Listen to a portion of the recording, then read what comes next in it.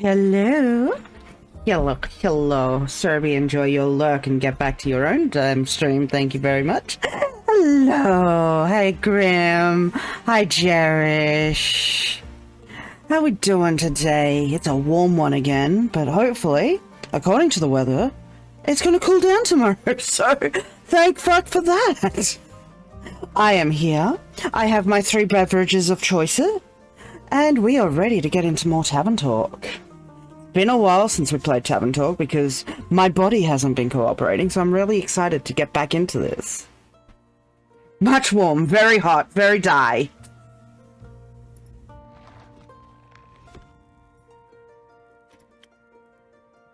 Alright, we were 30th of the 7th. There.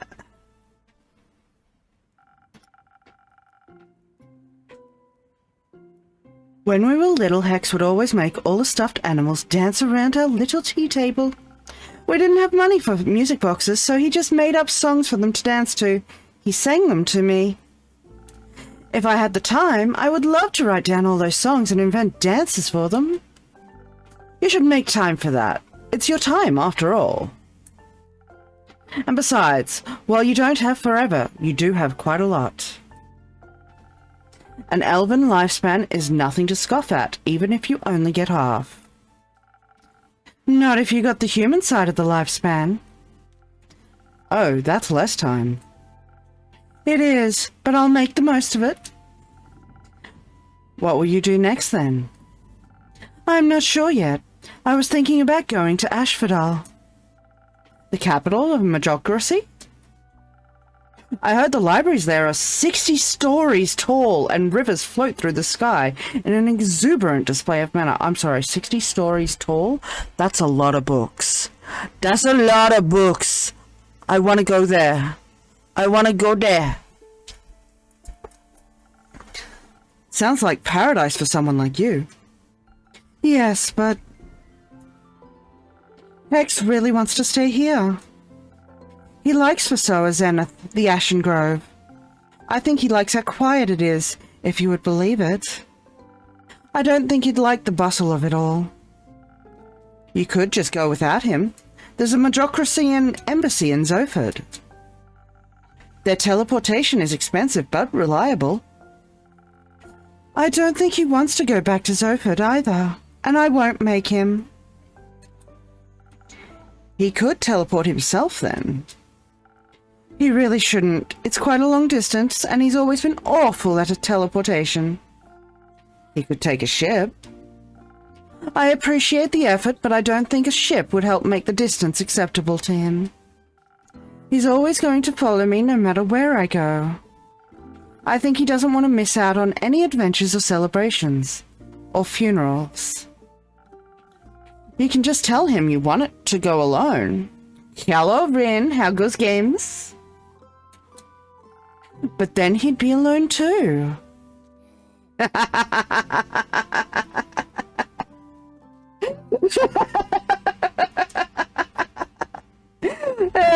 Get loved on, Grim.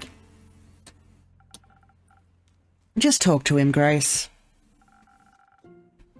I don't want to spend our time together fighting. I just don't want him to spend it mourning me either. Oh, don't cry, Grace. You should tell him that.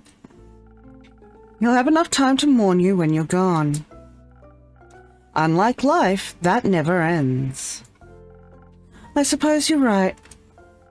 I'd like to leave something he can remember me by. Maybe I'll build my own wizard tower. Please do. I love those.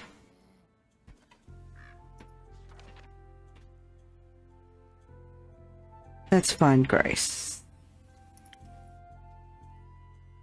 She's half-elf, but she inherited the human lifespan while Hex inherited the elven one. No wonder he's clingy. He knows her life is short. Grace is always reminded of her mortality and it scares her. She doesn't want to take breaks because she feels like that would waste her precious time. She also doesn't like how Hex tries to shelter her.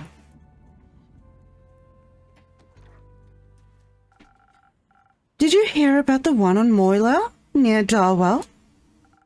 The one with the infamous Majocracian fugitive.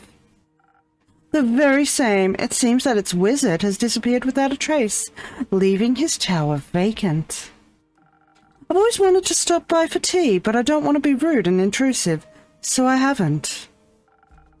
I wonder what he left behind. I'm sure it's a collection of fascinations and impossibilities.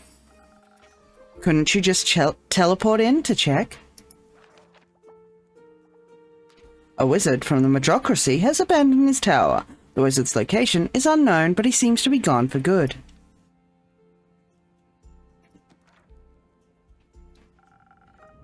You can't exactly teleport in and out of well-protected places all willy-nilly. You might end up trapped or on a whole other plane. I can do the words. You might. Maybe that's what happened to the wizard. Maybe. No one seems to know what happened to him or who he even was, and no one seems interested in finding out either. Isn't that sad? A little. I don't want to disappear like that. You won't. I'll tell your story for as long as I'm around. How long is that? For as long as this world will bear me. Yeah, I am definitely some ancient eldritch being that lives forever. You are very easy to bear. Thank you, Grace. Would you like to stay a little while? Please, I find your inn truly inspiring. I'll be here if you need a rubber duck. I'm counting on it. Oh, look, it's sunshine and darkness. Hiya, innkeeper. Hiya, you two. A drink, please. Or two, actually. Sure thing. Actually, what name are we on right now?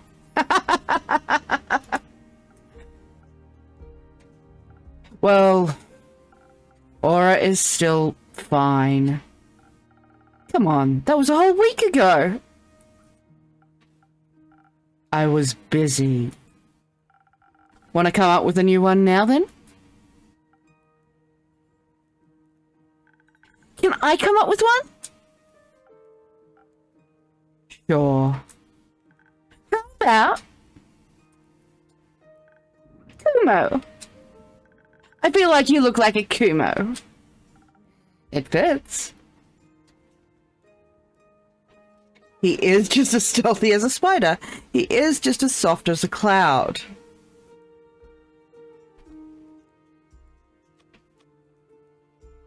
I'm gonna call him soft as a cloud. That's what I was thinking. I'm nothing like a cloud. Sounds like something a cloud would say.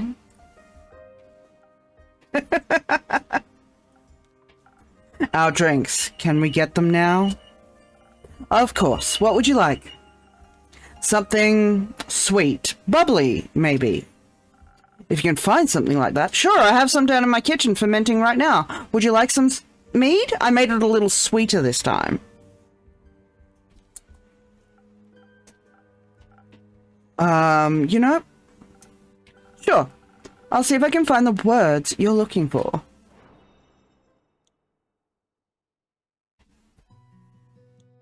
Alright, so he wants something sweet, he said. I'm so rusty on this. 1,000 wins, swept up in 1,000 wins, you met charming, enjoying a refreshing drink and pleasant company, it's area swells of unwanted questions. I feel like that's totally him. Sunny breeze, delicious sunny breeze will melt away your tensions. Tastes like a pleasant wind flowing through the woods on a warm summer day, very popular among bards and rangers. Broken heart, sweet and sparkling in taste. There we go, that's what he wants.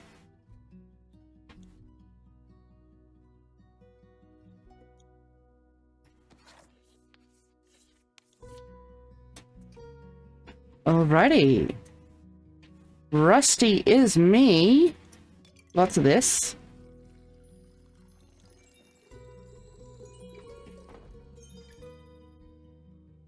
And then... how are we? I might need an infusion. And then some of this. There we go. Okay, don't need an infusion. Goody goody. Ding.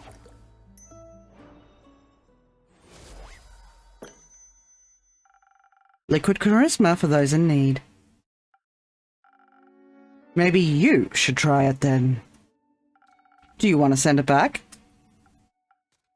No, it's good. Glad to hear that. Fable, what can I get you? Maybe something that will make me feel like I could lift 1,000 clouds. Like I've got the strength of a dragon, or something like that. Kaelin always says it's pretty tasty. Oh fuck, what do we usually get Kaelin? I see, a Kaelin special then. So Southern Brawler, from memory, right? It's been so goddamn long.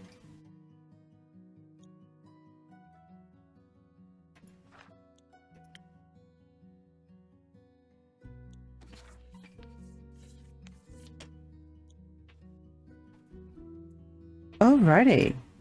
Something different for Fable. 3, and one of these. And one of these. Ba-ding.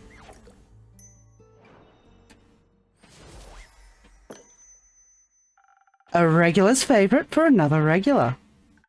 Thank you. It's delicious as usual. That's what I like to hear.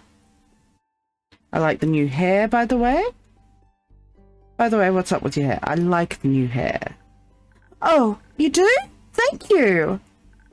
It looks really nice, right? Kumo braided it for me. He helped me calm down after we encountered the Mary Morgan. But I should probably start at the beginning, right? I'd appreciate that. Alright, so, what happened at the beginning? The ship to Boreas. Right! I was a bit worried about the journey we were embarking on. After all, the seas around Boreas are famously hard to traverse. With all the wild magic around it and all. But just before we left Zenith, we ran into Una in the midst of an arm wrestling match against Aniko. We took the opportunity to ask her for advice. Thought maybe she had travelled there before. You could have asked me. She was closer. Right. Did she have any good advice? She did. With her help, we were able to avoid all of the dangerous maelstroms, sea stacks, and iceberg elementals. That must have made for a very relaxing journey. It did! It was very inspiring too. We were able to see the dancing colourful auroras in the night sky as we drew closer. They were starless but still breathtakingly gorgeous. I even started a new song. It wasn't ready to be shared yet though. I just wanted a sneak peek. Well, you should have snuck better. A new song? It's not done yet. Thanks to Una, we made it to Boreas a lot faster than we had planned. We also docked far away from the typical explorer's route. It was completely abandoned by everything but nature, as if no one but us had been there before. Kind of exciting! Very adventurous, for sure. As we headed inland, we were quickly swallowed by the fog that engulfed almost the entire island. It moved in strange patterns, creating unidentifiable forms within the mist that hungered for life. The thickets rustled as we walked by, whether moved by wind or by creatures we couldn't tell. The trees were shaped strangely, with shimmering portals forming in their empty husks. Our own quiet breaths were often interrupted by shrill, shrieking sounds that seemed to come from right above us. It was almost idyllic. Oh, you emo son of a bitch. Or scary. It was mostly scary. I wouldn't have minded strolling around until we ran into something roaming the island. But it was a little cold, so I found a local to ask for directions. While wandering around, we came across a clearing surrounded by tall trees. Or rather, one tree. All of them were connected, intertwined with one another. Through one of their twisted connections, a waterfall with no discernible origin was flowing into a small pond. And in its midst rested a nymph! A real nymph! Oh yay, Fable got to meet a nymph! Doing taxes? She was weaving flower crowns for the fish! She was beautiful, with long black hair and skin that glistened in the sunlight, being reflected off the waterfall. Her eyes were like sparkling gemstones, and her smile was full of kindness. She was all right, but also the only person around. So Fable asked her for directions? No, Fable asked her about everything but directions. I asked her for directions. She was very helpful. She even gave us a gift. A gift? She gave us earplugs against the Banshee song so our bones wouldn't shatter. Very helpful. Did you offer to write her a jingle in return? I did. She said if we were to survive the encounter with the Banshee, I could come back and she'd think of what she'd need a jingle for. She was thinking about setting up a dragonfly exhibition, so maybe for that. Who would she even advertise to? Frogs? And toads?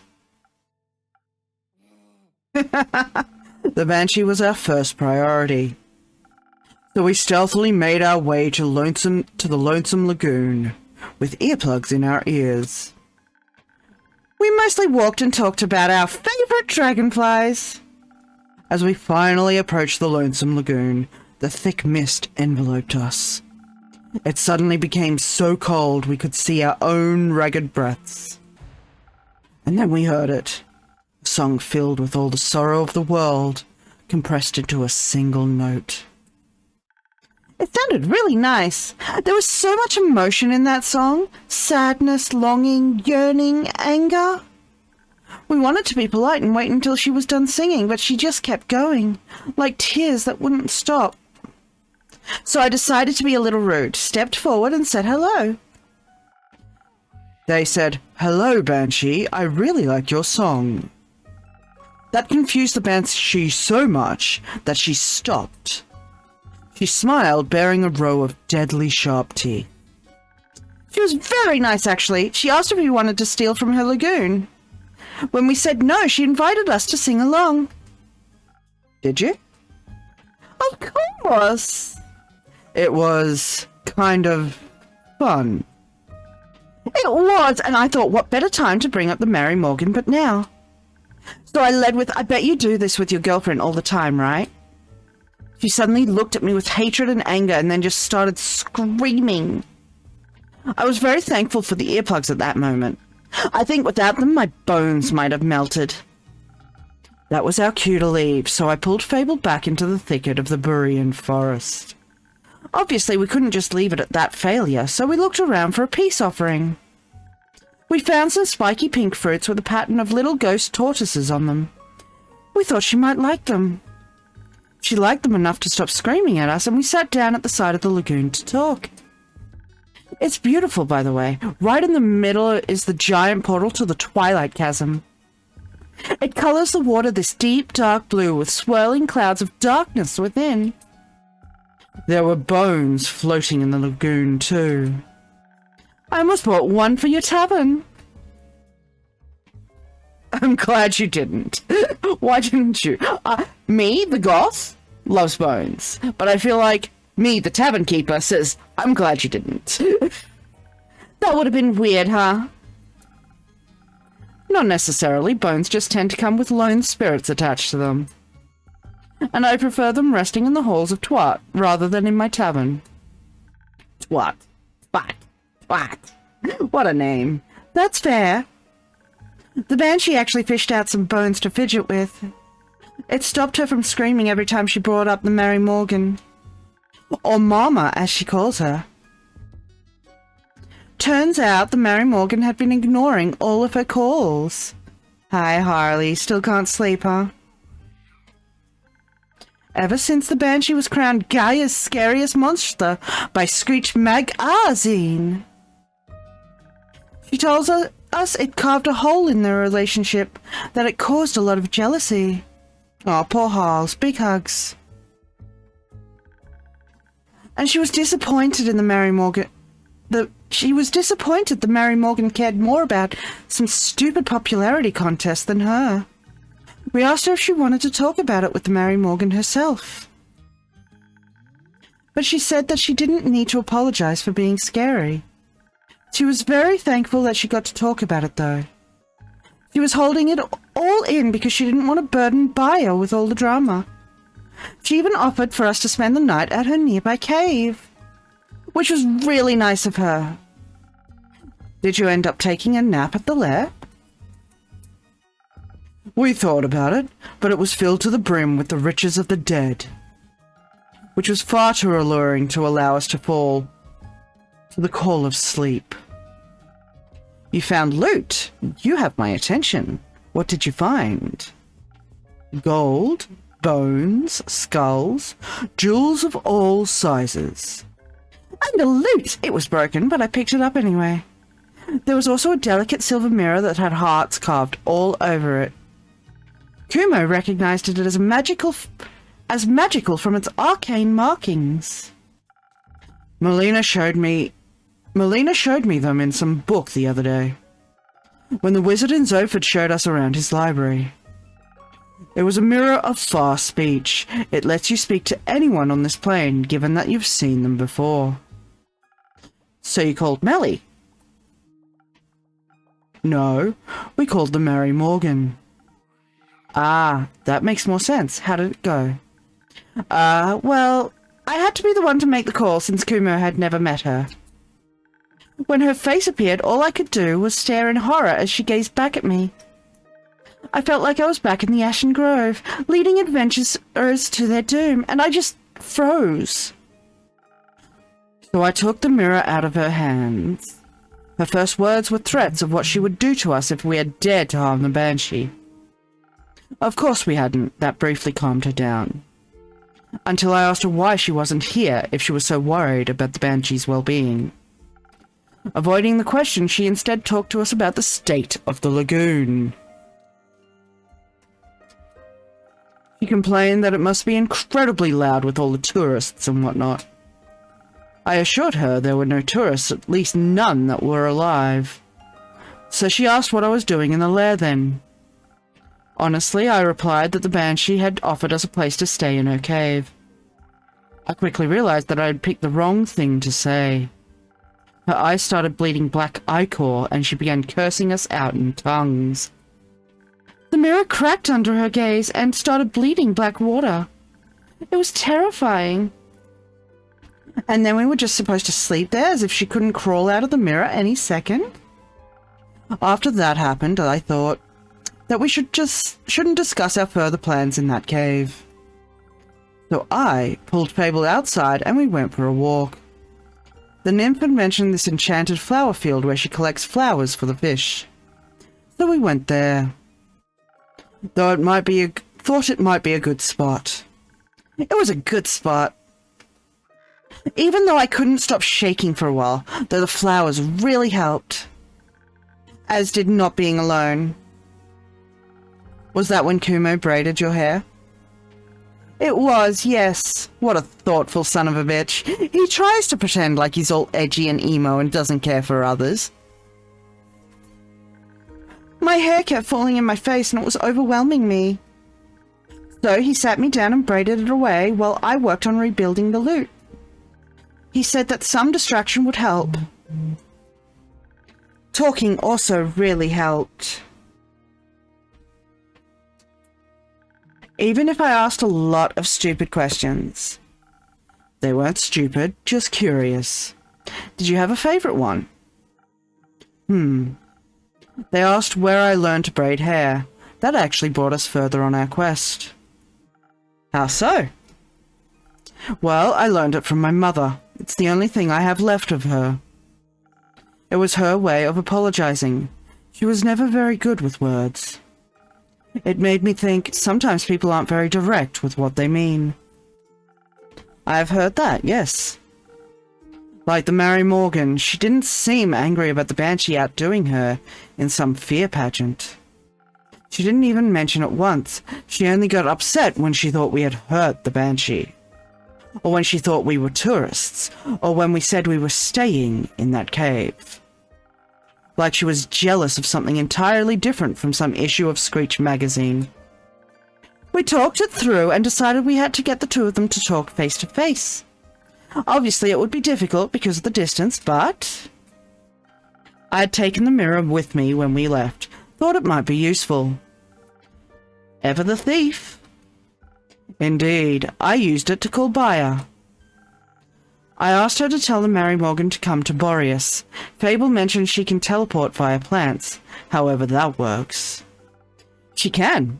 You should try it out. It's nauseating. I think we'll pass. While I went to talk to the Banshee, Kumo picked up the Mary Morgan. She and I really connected on eyeliner techniques. When we arrived at the lagoon, they were immediately ready to claw at each other's throats. And not in a fun way. But somehow we managed to convince them to sit down. We tried to get them to talk about their feelings, but they just kept talking past and over and away from each other. Arguing about an issue that didn't exist. So I had this crazy idea. I took out my new lute and asked them if they wanted to write a song together. They declined and insisted their voices would clash, but I thought at the very least it had stopped them from arguing. Kumo helped me convince them by summoning tiny rain clouds pitter-pattering in a gentle melodic rhythm. To inspire them to give it a try. We asked them to put all of their emotions about the whole situation into a song. In the end, they harmonized together perfectly. Like their voices were made for each other and the gentle hum of my lute. It was beautiful. And a little bone-shattering, but very romantic. Most importantly, the song finally got them to understand each other. Like Kumo had suspected, the Mary Morgan was scared, not jealous, now that the Banshee was so popular. She feared the Banshee would become really busy with tourists visiting all the time. She assumed she wouldn't have time for her anymore. But the Banshee assured her she doesn't care about any of the tourists. Only about the Mary Morgan and Baya, of course. We told them to talk to her, too, and mentioned how much she had been missing them. They agreed to meet for a tea party in the Ashen Grove, so Baya doesn't have to travel too far. Did you invite them to your barbecue? No. After the outpouring of emotions, they wanted some time for themselves. The quest was done. It had only taken us 2 days, which was really efficient. Unfortunately, we had told the ship to pick us up in 3 days, so we were trapped on the island. So you swam back? What? No. What's wrong with you? The usual. We started brainstorming about what we could do while we waited. So I asked about the cheesecake recipe. But then I realized there wasn't anywhere to bake it. They don't have any taverns on Boreas. It was a stupid idea. It wasn't. Somewhere on the island had to be something to bake a cheesecake in. Did you find something? We did, but it turned into its own small quest. First, we had to find the right place for our little adventure. We met these lovely gnomes living in their little mushroom houses, and they offered to let us use their ovens. But they were too small, so they introduced us to the local Toad Hill giant. Its kitchen was enormous, but it was easier to work in than one that was too small. Then the gnomes, the nymph, and the giant helped us gather ingredients from all across the island. So we were able to make enough cheesecake for everybody. I burned mine a bit. But when we made the second batch for the ship's crew, they were already starting to turn out better. Kumo is a really good teacher. And you're a really good student. Thank you. The cake really lifted the crew's spirits on the journey back. We agreed to teach them the recipe once we hit land. Afterwards, they invited us to the captain's birthday party. They even introduced us to a travelling obelisk who sang us a song of the ancients. It showed us a shortcut through the Rhyoliths mountain range, where we met some flaming songbirds. Holy cow, this is a fucking adventure and a half. And now you're here. And now we're here. Glad you two didn't run off into the sunset together. Well, I'm glad you came back. Of course we did. I promised a good story. And you delivered tenfold. Where are you two going next? I should probably talk to Melina. She was pretty mad when I left. I guess I should apologize. Well, I still can. Good idea. Do you want me to come with you? No, I think I need to do this alone. Or rather, with her. And I have to check in on Rufus, too. Maybe Hex taught her some fun magic tricks in the meantime. You left her with Hex? And with Grace. Don't worry. Nothing was set on fire. I should go. But before I go, do you maybe want to do something together? Later today or tomorrow, like a thing? Oh, I like hanging out together. We could play charades with the werewolves. I think he meant hanging out as in a date. Yeah, is that what you... I think...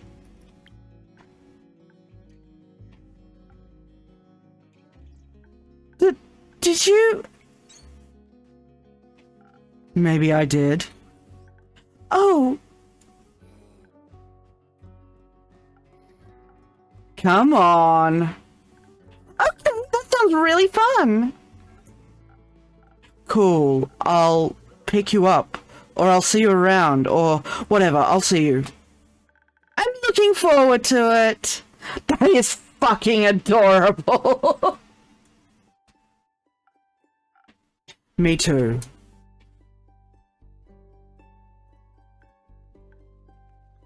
He asked me out on a date. He did. That's... Oh, what do I do now? Do you think Archie has books on dating? Or should I ask the Hydra for advice? It probably knows about dating, right? Archie's still on his quest. Also, I'm right here. You're right. What should I do? Just go, see where it takes you. Or where he takes you. Hopefully somewhere nice. I do feel safe with him, so maybe I should try trusting this more. Mostly, I think you should just be honest with him. He seems to like you for who you are, so there's no need to hide.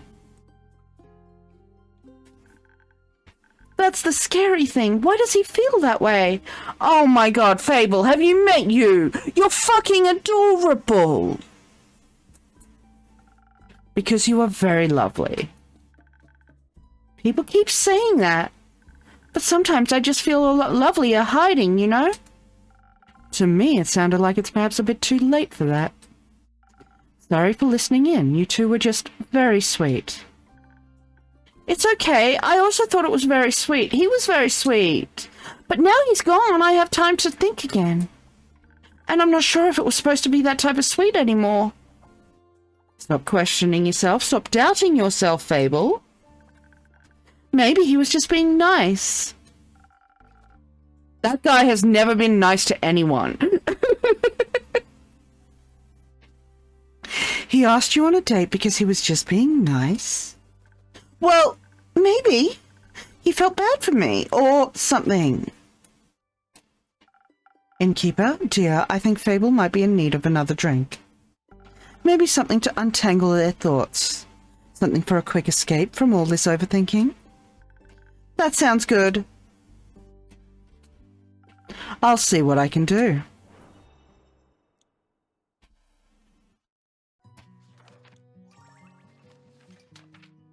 Clearly a swift strike, right?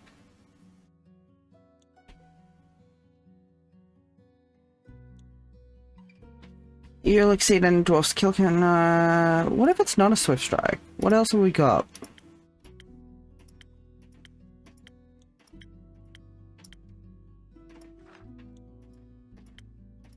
It's definitely a swift strike. Okay.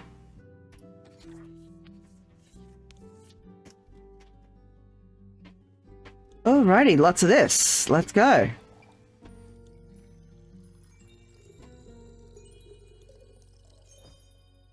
And then a little bit of this. And this. Alright. Ding.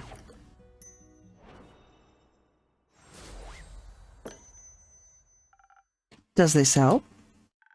Very much so, thank you. I feel like now I can uncurl the yarn ball that is my brain. What do you think I should do? What do you want to do? I want to go on our date, and I want to get to know him better. Then go, Fable. Maybe even get him to know me better too. Ooh la la. Do you think he would like that? I think so, yes. It seems like you don't need our answers. You have yours already. Sometimes I just feel like I need permission to listen to my heart. Did you know that you can give that permission to yourself?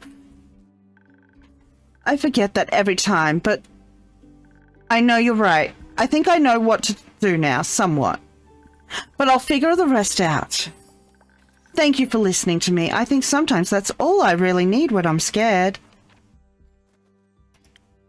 That's all we all ever really need when we're scared. With their building faith in themselves, they are beginning to enjoy new things instead of being terrified of them. They're learning how to play an instrument, performing songs, and actually letting people close. This process will still take some time, but they've come a long way already. There's nothing wrong with being scared as long as you don't run from the things that make you happy. You're right. It took me a while to realize that. Running is so easy, you know. You always know where to go. Away. But staying? You have to actually look at yourself, figure out what your part is in everything. Oh god, if that doesn't feel too close to fucking home. That can be a lot. But when I was on the journey back from Boreas, dancing with Kumo to the music of the Navigator's fiddle. Oh my, they've already danced together. How cute. Thinking about how I would have never gotten to that point if I hadn't put myself out there, I realized that life is so much more than a constant game of hide and seek from the things that truly mean something. And I decided to stop running from life, even if I'm scared. I want to do my best to face my problems. Even though it's terrifying, I know that I'm not alone. Is this still about Kumo? No, he was never a problem. He's one of the reasons I'm not alone. Just like you. With good friends by my side, I can do anything.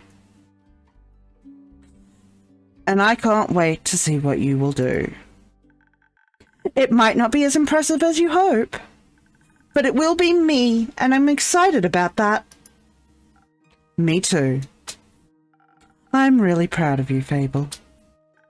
Thank you for everything, especially the great advice.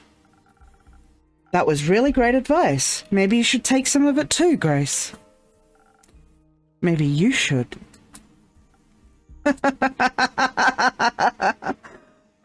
Come on, Grace. Listen to your heart. But we all conquer life at our own pace. My personal next Goliath is going to be reapplying my lip gloss.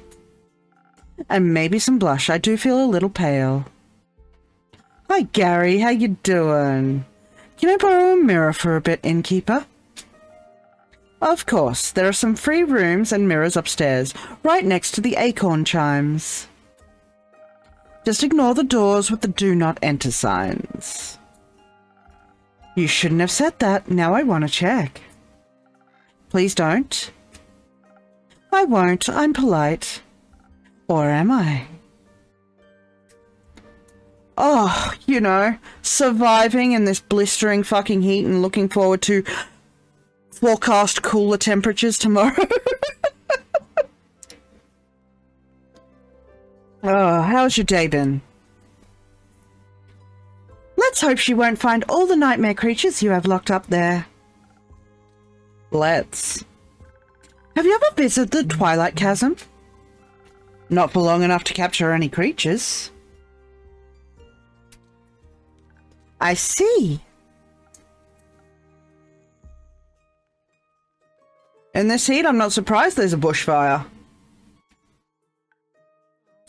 What I am surprised is that it wasn't earlier.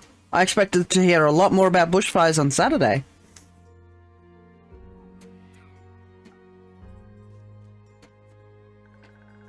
What are you thinking about, innkeeper? Oh, you know, innkeeper things. I don't.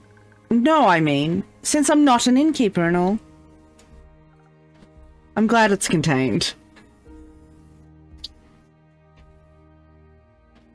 Right. That song you mentioned, the one you started writing on the ship?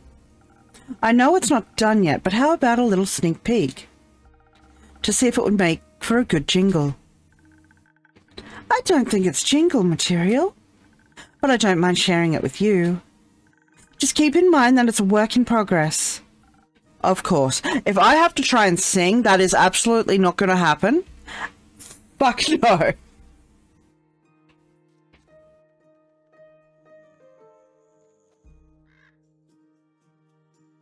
Of course. Yeah, I'm not singing that. There's a calling on the wind beneath the talk of the keep. I've heard the tale, set the sails, now it's time for me to leave. I absolutely fucking adore this game. With these types of games, you get different outcomes depending on what drinks you blend. If there are generally 3 or 4 different endings in the end. So a lot of people will achievement hunt by doing an all wrong drinks, a perfect drinks, mixed drinks, and so on. So at least 3 types of runs you can do with these games if you know the right drinks. I have been playing not knowing the right drinks, so this is somewhere of a got some right, got some wrong run. I've heard the tale, set the sails, now it's time for me to leave. That sounds like a great opener. So you like it? Okay, I'm not gonna say that. It's wonderful.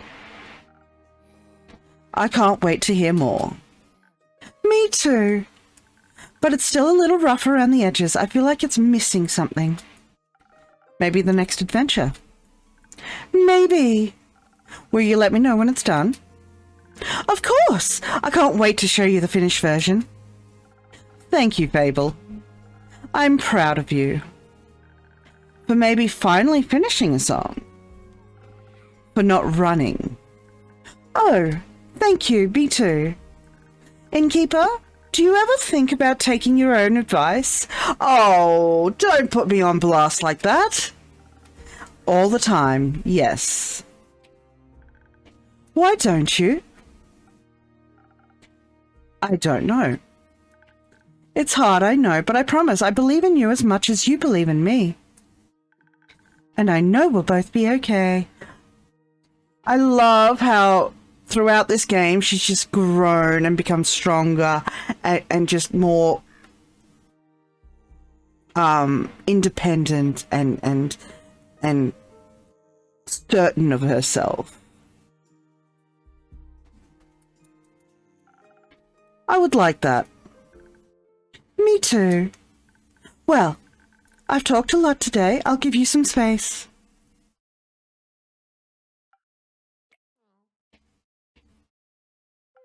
Maybe it's time to stop running. Should I... Is it time to read that letter? Finally, we get to read the fucking letter that I've been wanting to read for ages! Yes, we're reading the fucking letter. Oh, that was easy. I guess I've been wanting to for a while. Me, the player? Absolutely, since we first got it. Let's hope for no regrets. Oh, let me put my fucking glasses on. My dearest friend, long has it been since we talked last. Long has it been since everything has been seared away by the cold flames of death. I wish I could still remember our last conversation, but it's a waning memory. I can only imagine how you enjoyed running away, wishing to forget whatever was between us.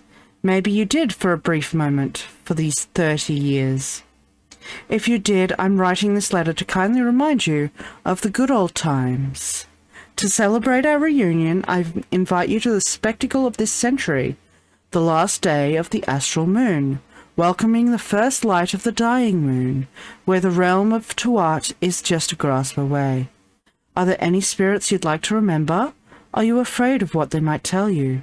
Worry not, I'll be right there. Watch the sky closely on the 35th of Cassiopeia. See you soon, an old friend.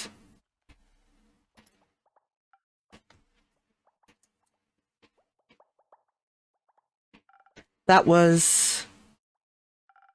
I guess you've always been a fan of symbolism. But you didn't even leave an address. Very irresponsible. Who is you?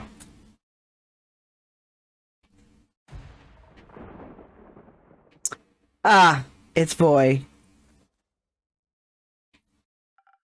Pardon? No time. Duck, now!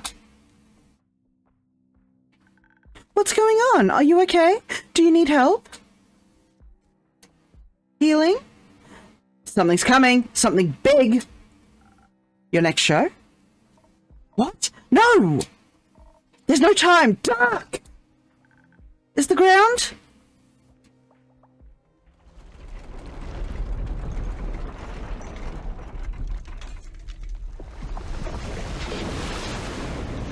Oh. We seem to be underwater.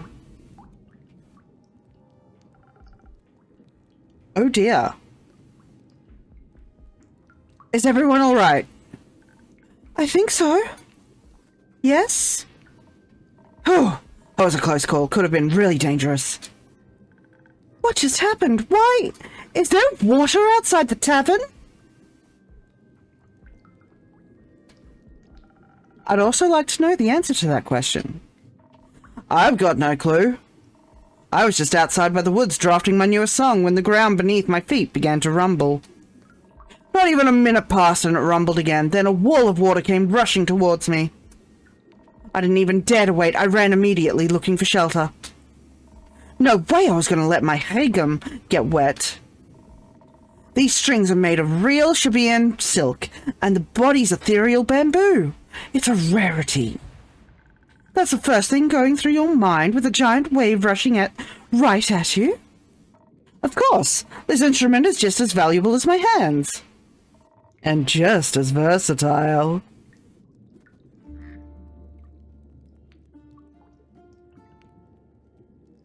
Is everyone all right? Grace! Dragons! You're all right! I was worried something had happened to you. Oh, don't worry. When the walls started rumbling, I hid under a table, and then I watched the water rush by the window. It was like a tsunami, if not impossible so far into the mainland. Right. It's so strange. Everything seems to be submerged out there. I wonder what could cause such a cataclysm. It's worrying, to say the least. And it's definitely too dangerous to go outside. Even the tavern is leaking. Don't worry, it'll withstand. Are you sure? I'm sure. I've gotten through worse than this.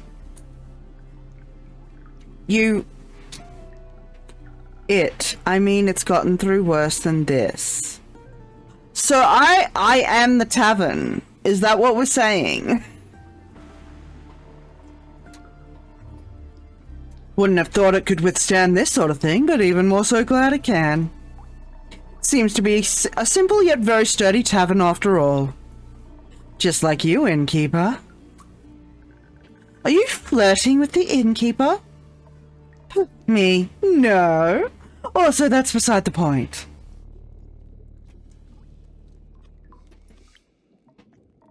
I mean, unless... I like to work my body. Helps it in a lot of aspects. Did I just accidentally flirt? I didn't mean to accidentally flirt. Can we get back to the point, please? Yeah, sure. The point. Right, back to the point. Did you see exactly what happened? Not really. I was listening to the whistle of the wind in the treetops, jotting down notes for my next song, when suddenly a horde of silver-crested deer rushed past me. Before they could trample over me, I jumped up on the rock I was sitting on and watched them gallop downhill. Then I saw water break through the canopy, snapping trees in half, like they were shallot skewers. That's a mouthful and a half. I wasted no second, turned on my heel, knowing I'd be down for if I waited just a moment longer. Then I was here and told you to duck. That sounds horrible. Are you all right? Are you hurt? I'm fine, thanks. And anyways, with whom do I have the pleasure? I'm Grace. Nice to meet you, Grace. Oh my, you're Voyage, aren't you? The silver-tongued virtuoso. Yes, that would be me. My apologies, I didn't mean to push any boundaries. But I saw you perform at Dropstone Institute's campus that one time. And I must say, you pulled on all my heartstrings with your beautiful performance.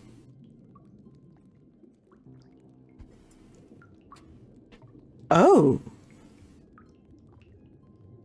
I did that? Yes, I was awestruck by what your music could do. It was like magic in its very own way. Music can be very soothing in moments of distress. Were you distressed back then? A little. I don't remember exactly why anymore, but I remember the emotion. But not more distressed than I am right now. I hope Hex is safe and well. And on that note, we are due for an ad break in a few minutes. So, as usual, we're going to go on a quick BRB, run those ads, give you all a moment to stretch, grab some water, go to the toilet, grab something to eat, take your meds if you need to. And for me to do the same. So I will see you on the other side of this BRB. And we're back. Congratulations on your keys, Grim. Alright, back into it, shall we? Let's see what the fuck has happened to our inn. I'm sure he is. Shoot! Did you see that creature swim by? I did not. I blinked. What? Where? It looked like a red-winged eel. Oh, I haven't seen one of those in ages. Where is its natural habitat? Actually, the Twilight Chasm. Oh dear. Something isn't right, and I missed what he said. The Twilight Chasm, why is it here? Something isn't right. I'm afraid you might be correct. I'm also afraid, very much so. I don't think it's safe to go outside. No, it's not. Fable, if you open that door, I'ma slap you. I'ma slap you. Of course not. You should all stay for the night. Would that be possible? Of course, the tavern will withstand this, and a bit of company wouldn't hurt. I agree. Thank you, innkeeper. Say, you with the lute, what's your name? Fable. My name is Fable. Do you play the lute, I mean? Sometimes. I'm still practicing and not all that good with it yet. How about we play together, a song or two to lift our spirits, and wait out the catastrophe going on outside? It's very untuned. It goes out of tune really quickly, but I guess that's a loot thing. I gotcha. Show it to me. I'll help you and then we'll jam until a new dawn rises.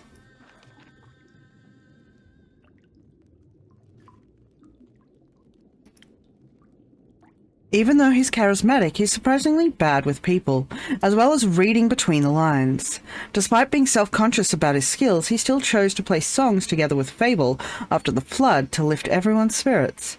He's also got a haigum made out of ethereal bamboo and shabeen silk.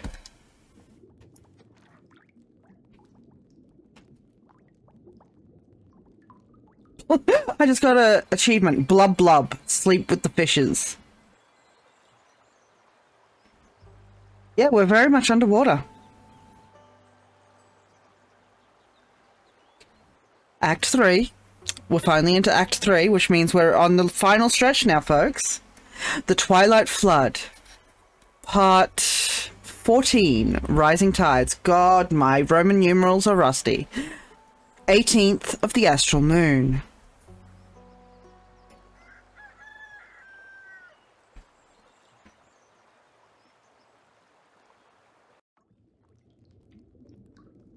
How'd you get in here, buddy? Grace. Is Grace here? Good and mythical morning to you, too, Hex. This isn't funny, Innkeeper. Tell me, is she here? Please tell me she's here. She is. I'll let her know you are, too. Thank you. The dragons, I was worried sick. So sick. She'll be happy to know you're safe and sound, too. Intruder window.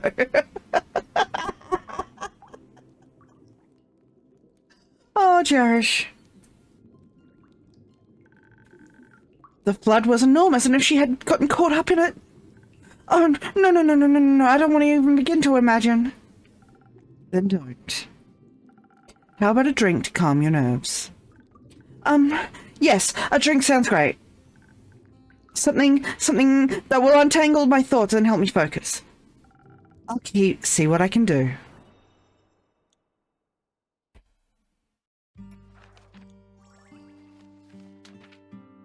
Alrighty. Something that will untangle his thoughts. Peak Sunrise is a sweet drink that feels like standing on a tall mountain's peak. While this drink focuses on intelligence, adventurers may feel infused with confidence and agility it takes to climb their favorite mountain range.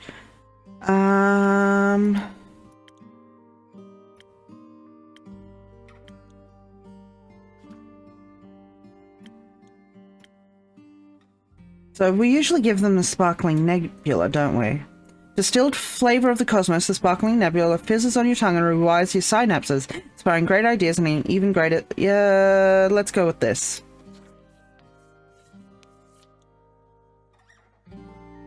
Alright, so we need a bunch of that.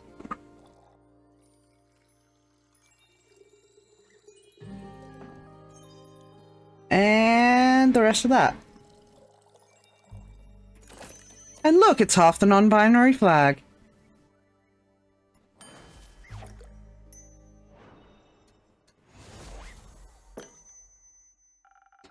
Maybe this'll help clear your mind.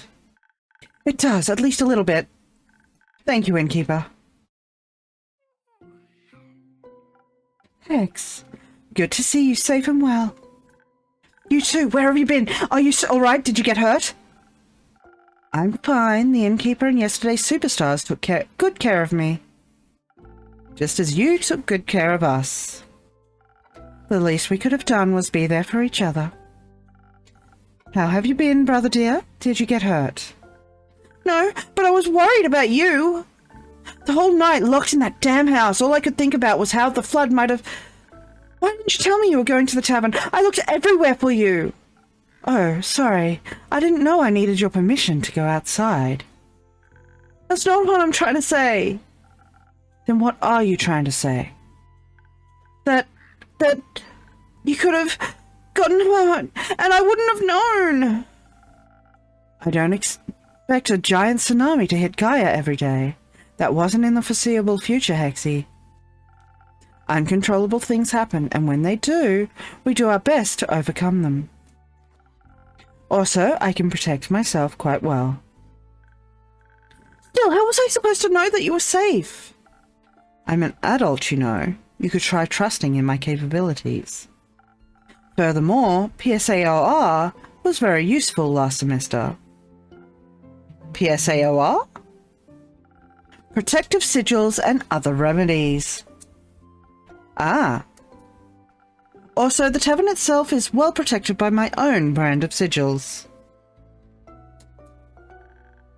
That's at least something. Yes, I'm very thankful the innkeeper and their tavern kept me safe.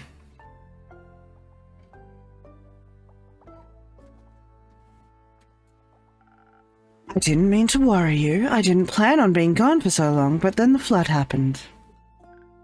Okay, sure. How have you been holding up? Is the house all right? Apart from some minor damage and some leakage in the roof, I suppose it's fine. I wasn't even aware of the approaching flood until the house's foundations started trembling. I was busy in my workshop harvesting the essence of Dimension 567 for my research. I hope you didn't rip a hole in the fiber of magic again. I didn't, and even if I did, you couldn't have stopped me. You weren't there, after all. Right. But I can scold you now. You won't want to when I find... Blah, blah, blah, blah. I can do the words. I can do the words. You won't want to when you find out I actually managed to harvest something. You did? That's amazing. What a huge breakthrough that would mean. I created a teeny tiny rift to the astral realm and got my hands on some stardust. Well, sort of. How?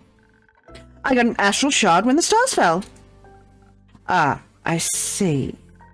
There's still the issue of never knowing exactly what might come through when you open these kinds of rifts. Could be anything or anyone. Like creatures. For example. That wouldn't be good. Yeah, it wouldn't. Because when your sister disappears again, you wouldn't know if she'd gotten eaten by a creature or was just out for a stroll. Hex, cut it out.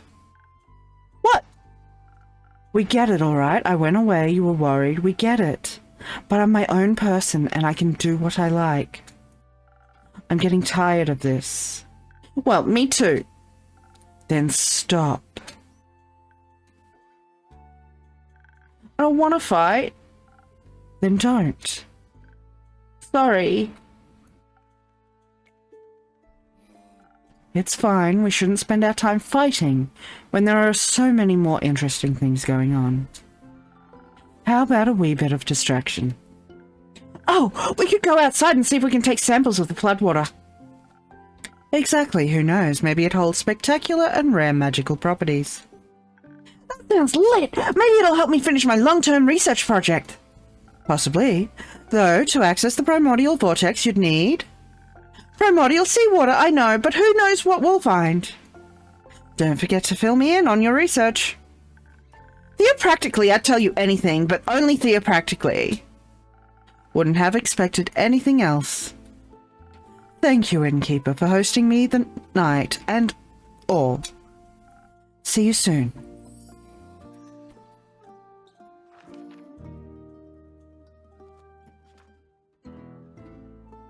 Where's Hex? There.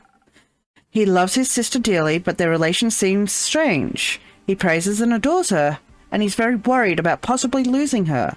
At the same time, he's always risking his life looking for thrilling and dangerous spells, with no concern for his own health. And I know with that music, and that tale, just who's behind this book. Good morning, you two. Did you sleep well? As well as we could, with the sweet song of stormy waves battering against our windows.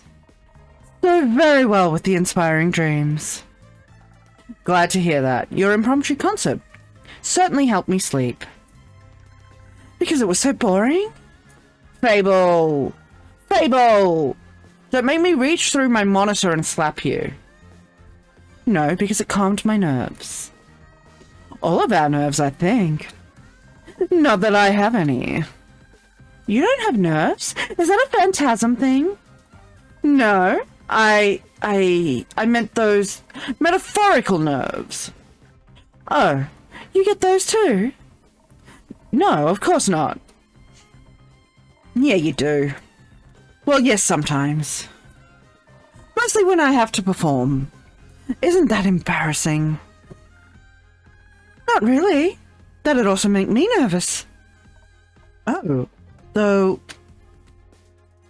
I have to say, last night performing with you for Grace and the innkeeper, it was kind of relaxing. I could just lose myself in the performance without having to worry about what anyone would think of me. Not that I ever do. Not that you ever do, buddy. You definitely don't with that open shirt blouse. It was nice. We should make more music together sometime. And my nose is feeling suddenly blocked and it's driving me nuts. So I'm sorry if I sniffle and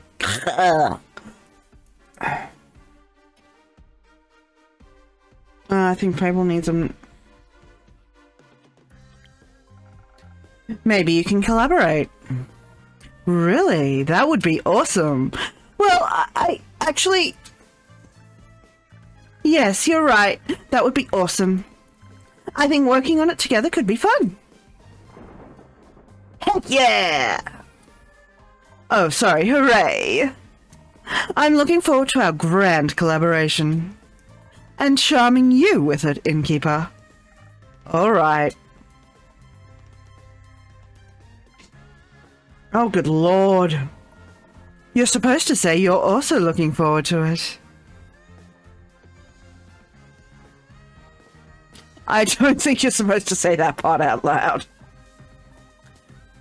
Oh, well, forget I said anything. I was just kidding. Enough chit-chat, I should check up on the village. Maybe someone needs a good song to cheer them up. I'm sure Baia would love one. How the hell are these people getting in and out? We are still underwater. Are they climbing in through the roof? I think Baia was probably cheered up by a good flood. But speaking of her, maybe you can hand out some of her spa coupons for me. Sure thing, her spa rocks. I shall start by enlightening Grace. Is she still here? No, she just left, together with Hex. Something about primordial water. Those wizards. I'll try to catch up to them. See you soon. Don't finish the song without me, Fable. I'll wait for you. Can I get one of those coupons? Sure you can. Just make sure to tell Baia I sent you. Of course. What a strange morning, or exciting morning. Both, I think. Would you like a morning drink? Yes, something that will help me with writing my song, please.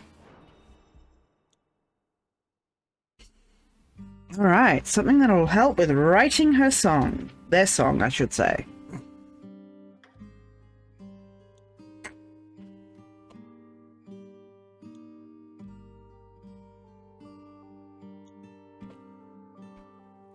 There we go.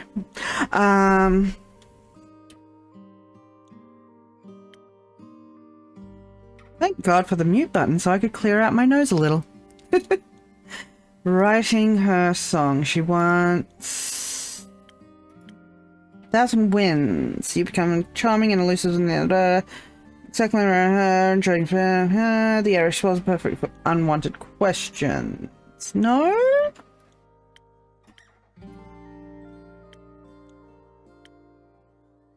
Sunny breeze? Focus and reflexes. Bards and rangers. I think we're going to go with the sunny breeze. Or spoken heart. Deepest feelings, newfound sincerity. Great for bards and emotionally repressed individuals. Oh, so it could... Spoken heart. Or sunny breeze.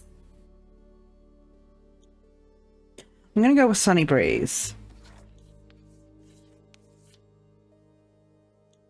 But in order to make this sunny breeze, I need some kind of infusion. Because I've only got 5 notches, and I need 6. So what infusion am I going to use?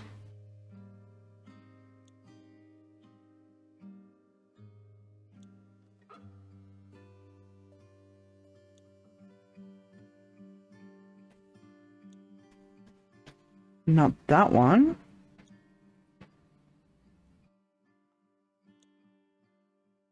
Maybe that one? Or that one?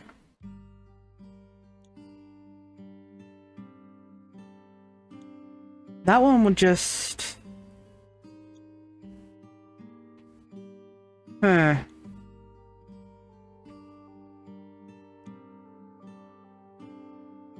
gonna use this one, I think.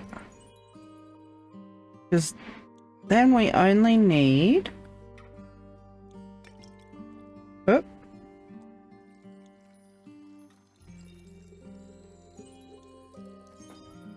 That.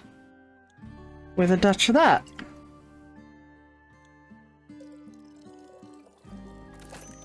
In the container would be good, Kit. Sunny breeze to ding.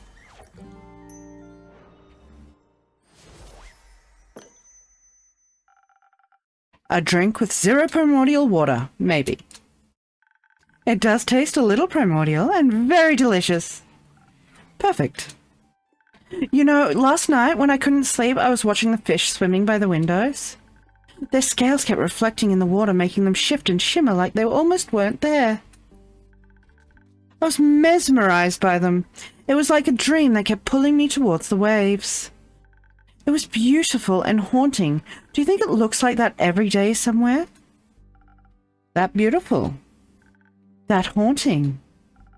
I think any place we can imagine exists somewhere, if only in our heads. I'd like to see all of those places. I don't think they're all safe to see. It's my love! Fable by the dragons, they're here.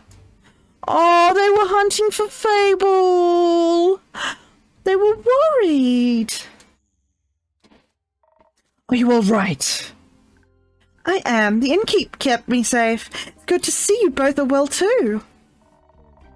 Couldn't you have let us know you were breathing? We couldn't find you anywhere. I'm sorry, I just woke up. Were you guys worried about me? Maybe. Oh, come on. You just asked her out on a date. Of course you were worried about her. Of course we were. Don't even know if you can swim. I can. Can you? Of course. Oh, I don't think Carolyn likes the water at all. No. Oh, we should teach you sometime. Sure. Thank you for worrying about me, but I actually had a pretty nice night. Voy and I gave Grace and the innkeeper a small concert while we were all stuck inside. Oh, sad that we missed that. I can track down Voy to give you guys an encore. That'd be nice. Holy shit! He's... I'm not used to this guy being like this. I'm sorry I didn't get around to picking you up. It's okay. I bet the roads were a bit busy. Yeah, it was a little tough getting out. Rufus loved it though. Think he made some new friends. Seems like this catastrophe had some pleasant side effects. What happened anyway? Did a whale eat a moon this time?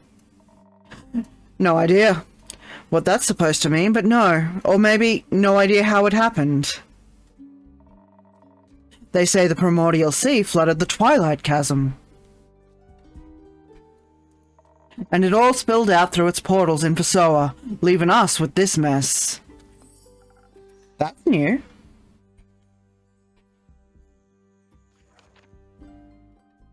The primordial sea has flooded the twilight chasm and has ultimately reached Pessoa.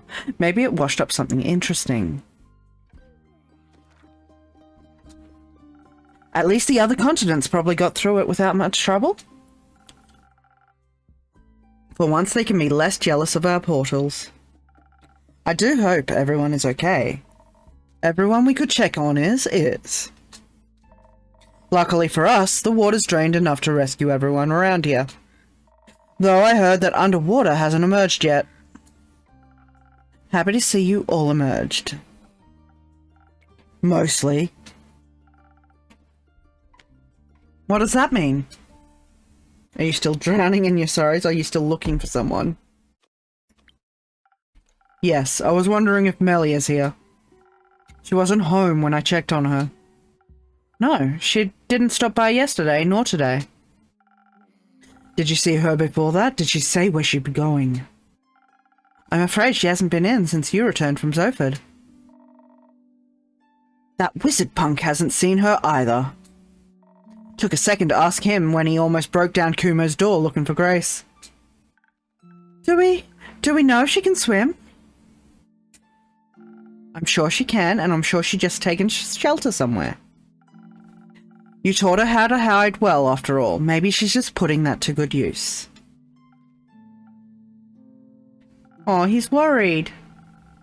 When I returned yesterday, I found Rufus eating out of a strange apparatus that dispenses food and water every couple of hours. Like someone really smart set it up for him in their absence? Yes, he was gorging himself on food, but Melly was nowhere to be found. Oh, that's worrying. Did she leave a note? No. I'm sure she's okay. Maybe ask Una, she probably put her up to something. I shall investigate that avenue right now. Fable, would you be okay with moving our time? Time? You got an appointment or something? No, Kaelin. They have a date. More like a date. Can't wait for that story. I'll tell you later. But, yes, we should move it. This isn't the kind of dancing in the rain I was hoping for. Me neither. Another time, then. Yes, I'm looking forward to it. Me too. They're so fucking cute. I hope she didn't try to investigate the fish that eat her alive. Sounds a little more hopeful. The girl's savvy. I mean, look at that contraption she left behind. Ain't no fish got a chance against her. Being hopeful isn't really my thing.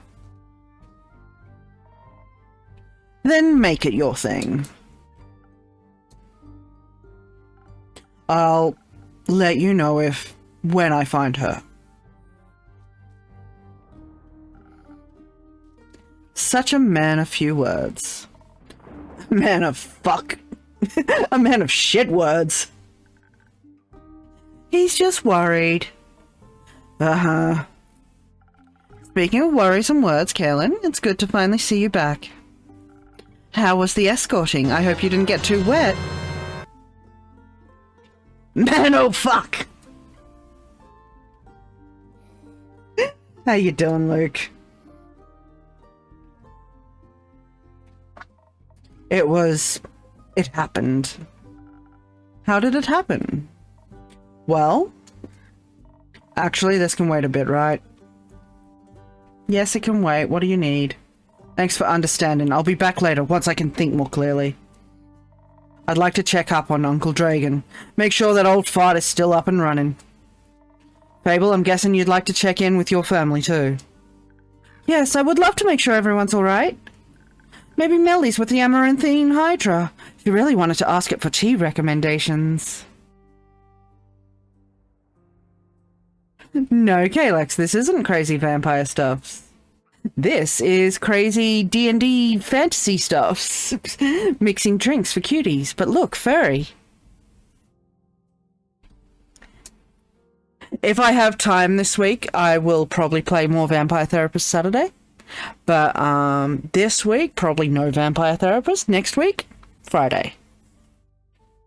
That's Carolyn. She's the love of my life. A big, strong, tough softie.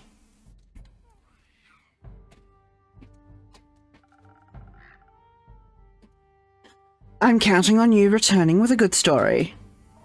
Don't get too excited.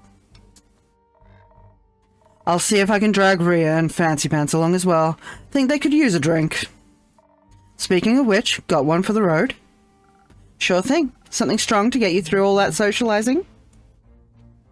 Oh, I know you are, Kalex. I know you are.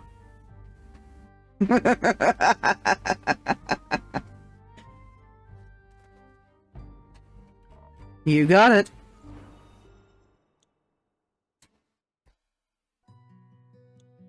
I'd say pics or it didn't happen, but then I know I would get a picture.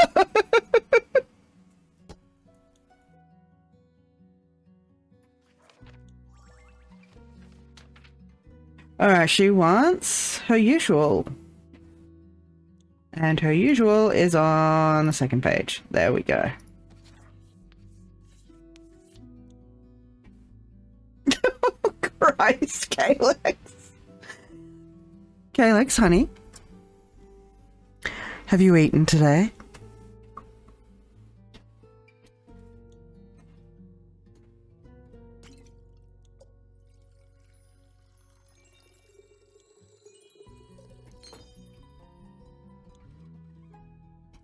Calyx? Please eat for me.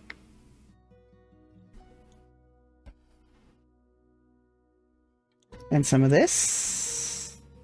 Some of that. And some of that. Okay. Yep. And some of that.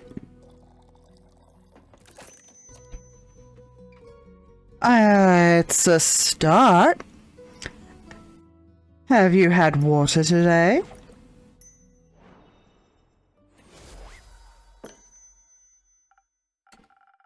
Here, the strongest thing I could brew up for you.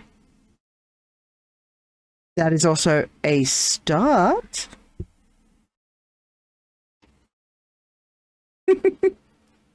It's water, yes, and it's a start. Not that I can really say much. I've had 2 iced coffees today. And nothing but juice and soft drink.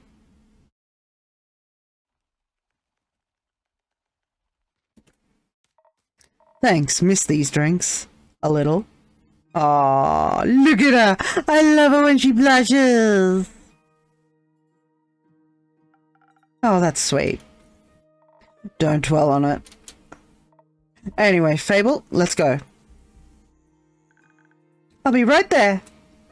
I'm sure everybody will be okay, Innkeeper, so don't worry about it. And make sure to keep a hot chocolate warm for Melly. I'm sure she'd love one of those. I'll give it my best. I know you will. Don't swim out too far. We'll see.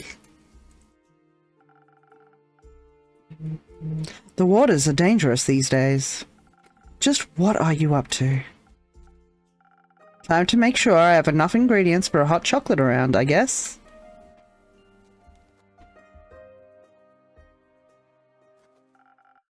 Good to see that you're open, Innkeep.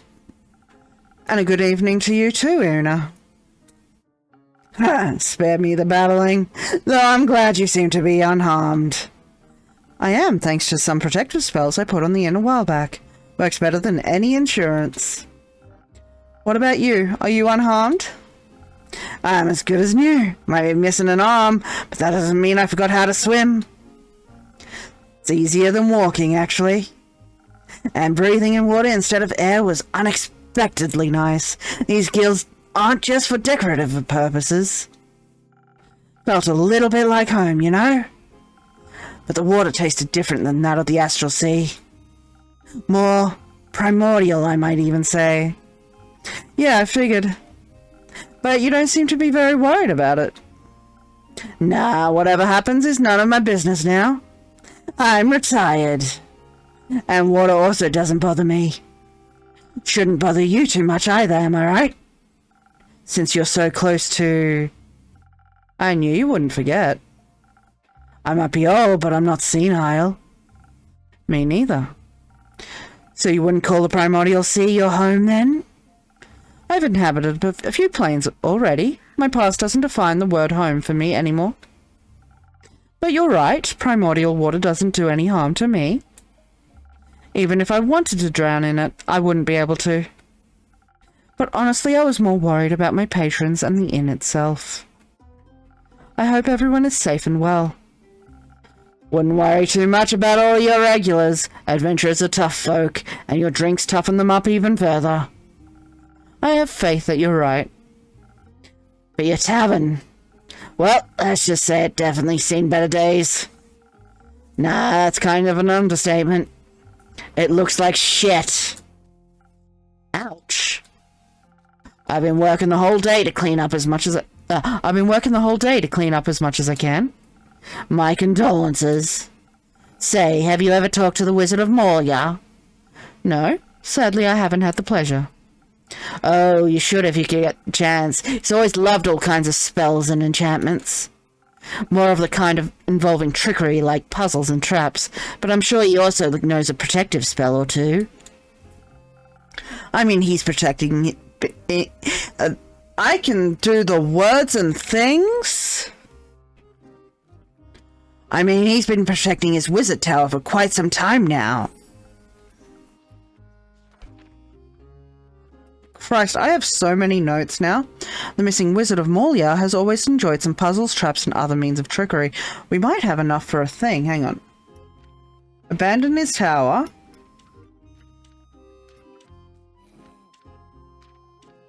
Those two definitely go together. Capital disruption roots. No. A temple in the Highlands. Maybe?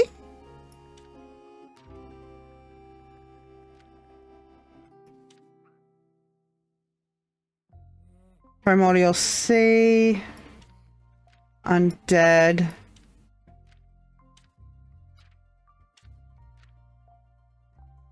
No. Okay, so that's a maybe. A wizard from the Magocracy. We didn't... Molia. Where is Molia? Alright, so they went to Boreas. There's the Highlands.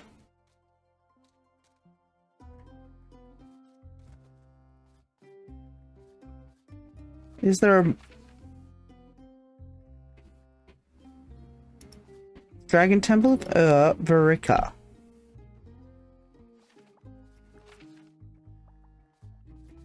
Aperture. Acma Outpost. Rockwell. The Plains. Doford. Damali. Silver Pass. Nope. We've done the Mossbury. Wadden Sea. Borkham. What names? Underwater. Okay. Moon Swamp. Dark Marsh. Darkwood Thicket. Marrow Castle. Northern Republic. Wayfarer's Inn. Zenith. Tagaran and Ashen Grove. Boreas. Lonesome Lagoon. Magical Lake. Abandoned Dragon Temple.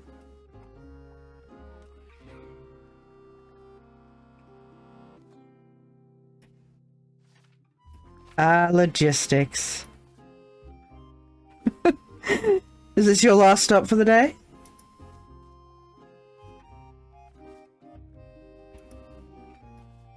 Molia, there we go. So it's the Amber Isles, so it's definitely not north.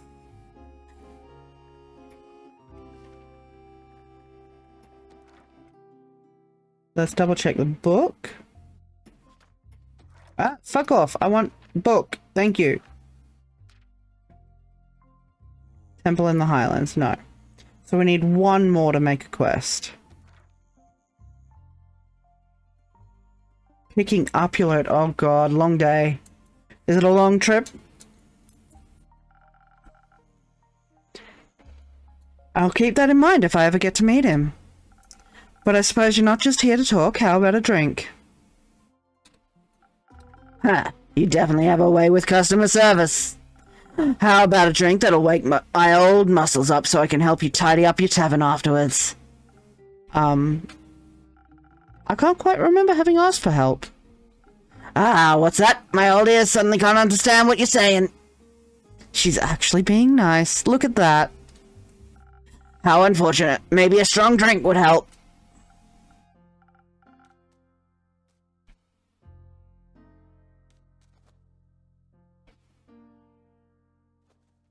Out of drive time.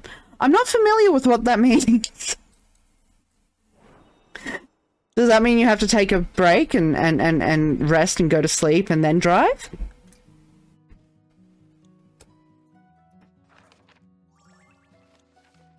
I'm guessing the Sailor's Courage is what we want, because she is who she is. Can't sleep because you're tired? Because you're not tired, I should say.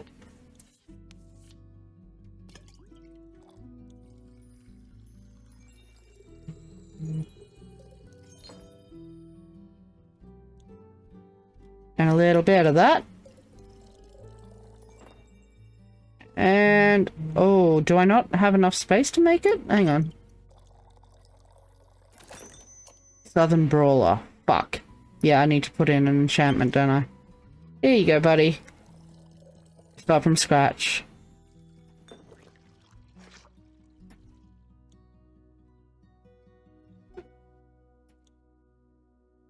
Deep breaths. You'll get through this. Alright, so what infusion do I need to make this then? Definitely not that. Or that. Or that. That might work. But I'd need extra.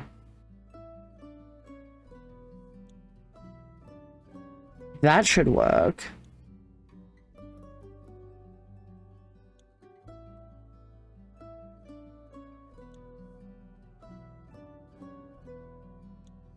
That won't work. Nor will that. So, these, I guess. Which puts me at needing one of these. And then a bunch of this. And then some of this.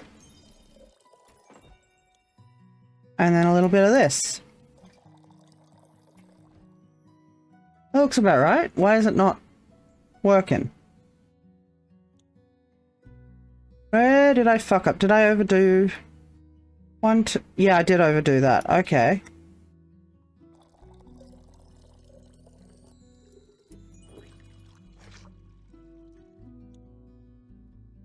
We don't want the liquid at all.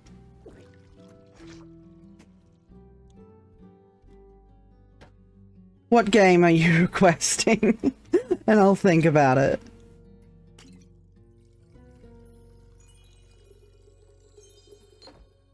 Oh, overdid it.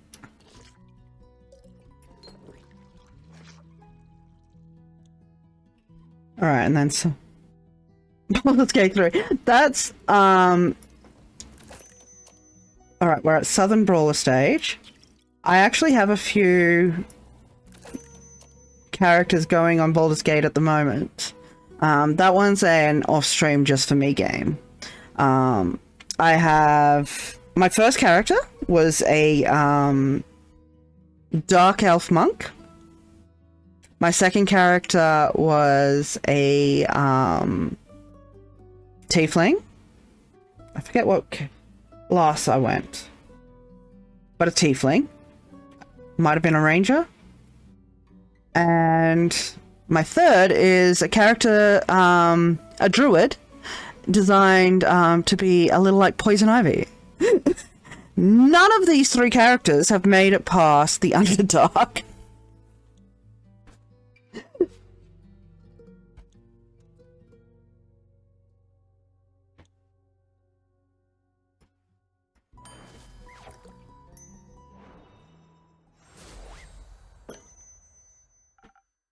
There you go, a drink powerful like the Astral Sea. I haven't added any mods.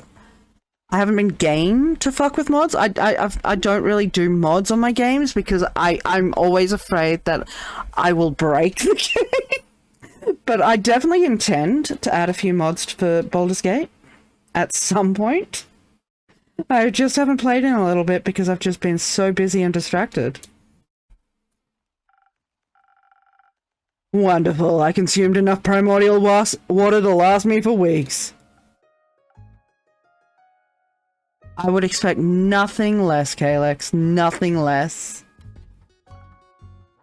And It doesn't taste exactly like home, but the hint of elemental magic revives some old memories. I gotta say, you definitely know your craft. Thank you. Could I maybe convince you to just relax and let me do my work? You'd like that, wouldn't you? Forget it, let's clean this messy tavern. If you insist. Before I forget, all that water swept some animal remains into my pockets. Don't really know where they came from, and I don't feel any kind of astral energy coming from them. So I assume they're either Gaian or primordial. And before I stab myself with them while cleaning, I wanted to check if you'd have any use for them. Stab? Yeah, they're surprisingly sharp. Now I'm curious, let me see. Ha, you're so easy. Thank you, Una. They might not be primordial, but I think I know just what to do with them. Saberfang. These Saberfang tips are from the special fangs of the colossal saber-toothed tigers from the Forbidden Valley. They lose them bi-yearly and regrow them at remarkable speeds. Haste. A little haste makes any adventure inhumanly fast, great for reaching long-distance locations and escaping every fight unharmed. I have not been game to play Dark Urge playthrough. Like, my Ivy playthrough is somewhat difficult for me because I am such a chaotic neutral to neutral good type of player that I do not... I struggle to be evil. So I love that the Dark Urge, you have the option to embrace the full evility or fight it and better your nature, and it's a really interesting concept, but my god, I don't think I could do it. I'm going for murder, Hobo. Of course you do. Of course you do.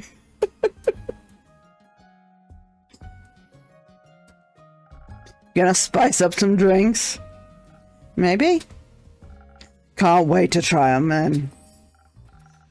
And now let's spice up this old rusty tavern. Since she's been around for a while she has witnessed many things younger folks haven't, mere harbingers of global calamity couldn't shake her, but maybe that's just the Astral Sea mentality. She'd also never get involved in helping or figuring out what happened. Absolutely not. Because she's retired. Duh.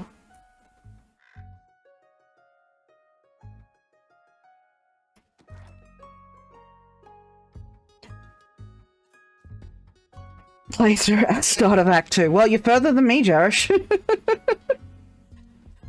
My first playthrough, I missed so much. I spent so much time going back and hours and hours back in my playthrough because I found out I missed something I really, really wanted to see, and I still missed so much. And by the end, I was just like, I've missed so fucking much, I'm tired. And it was really exhausting because as a dark elf, you get hit with a lot of fucking racism. Like, you get hit with the racism with Tiefling as well. So I chose the two hardest fucking characters to deal with racism. But the D&D environment is so fucking racist. But it felt just a little stronger and a little more bitey for the Dark Elves. Gith is worse. As in, the Gith are more or racist or get more racism, because for the Tieflings and the Dark Elves, they get the racism. They don't give the racism so much. Although even the Tieflings are racist to the Dark Elves.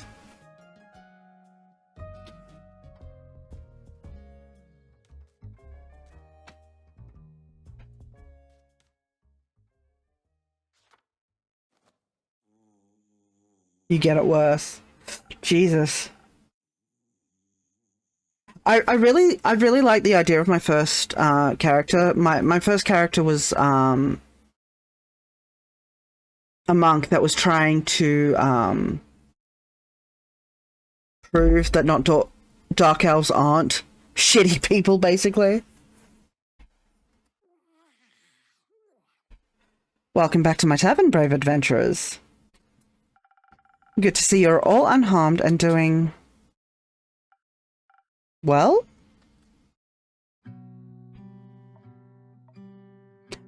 There are two factions of Drow. And mine was a less shitty faction. But,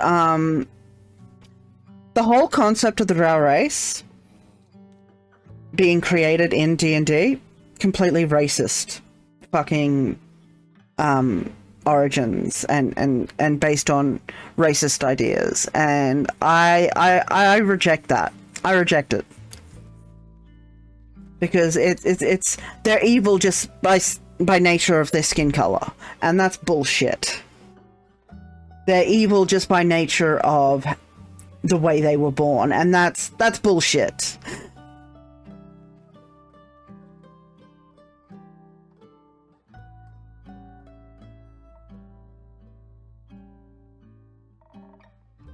At least we didn't drown. By the way, who's that granny on your porch? Looks like she's collecting driftwood. Don't mind her, she's an old friend of mine with some weird habits.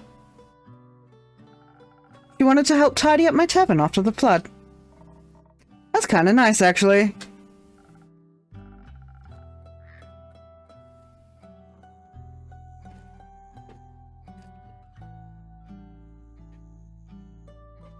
I suppose so. I couldn't convince her to let me do it alone. They are a matriarchy, yeah, but they're an evil matriarchy. They're the sexist idea of a matriarchy, not the healthy matriarchy. And hi, MJ, how you doing?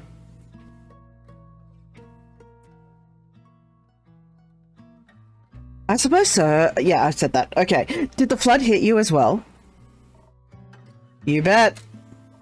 Had to hold on to Ree for a quick second there, or else she wouldn't have been swept. She would have been swept away like a twig. How'd you wished? Oh no, not the wished.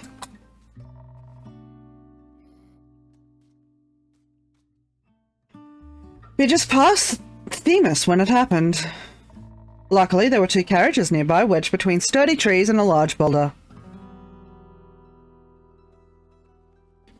Drow are shitty by their design. Because their designers designed their nature to be shitty.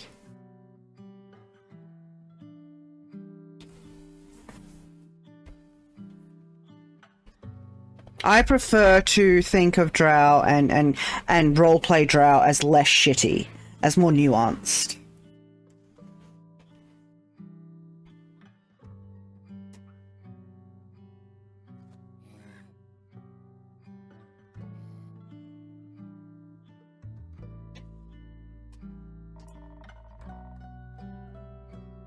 We managed to pull ourselves out of the raging waters and into those carriages. Thank the dragons. It could have gone south real quick. And your tavern looks a wee bit wet as well. It is. I've been working non-stop to clean it up. I love Tiefs. I love Drows and Tiefs for different reasons. And Karlak can get it. Karlak is bae. Ooh, low bunny. Hang on a sec.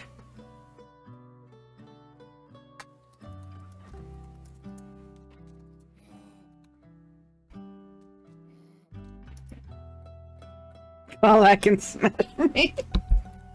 Oh, get in line. I just want to snuggle with her, honestly.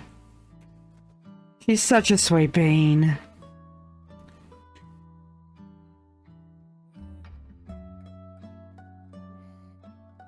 Is that the same orc as I saw long ago, MJ?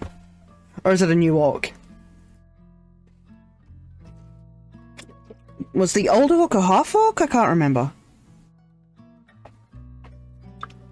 A new one. How far are you getting?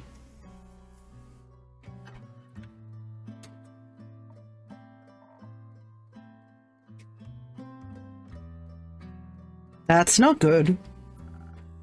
Working non-stops comes with being self-employed, I get... No, I mean the flood. Never heard of a flood that massive. Spread all the way from Themis to Zenith. You're right. We certainly aren't that close to the sea. Themis maybe, but yeah, not you're in. It's all still very recent. We'll have to wait until we know the true extent of it. Only had a session 0. Barbarian. I love that. No longer... Oh, that's some bullshit, Kalex. You deserve a better group. D&D is about playing at your comfort level. You should never feel like you are forced to participate at a level that you cannot and makes you uncomfortable.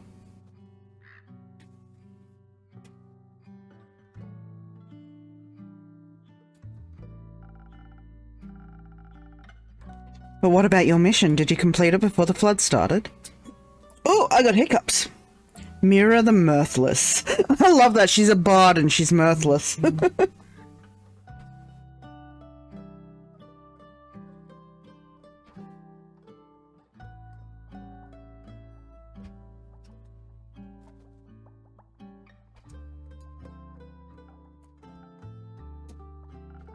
Come to think of it, Archie, you've been awfully quiet today.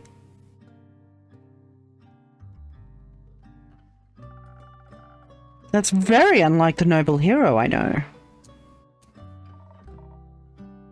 Give him a break, would you? We had some pretty rough nights. Oh, did something go wrong? The drink you prepared for us with those golden feathers? I remember. I mean, it did what it was supposed to. But it wasn't enough. Don't know if another potion could have changed our fate, though. Oh, I mixed the wrong potion?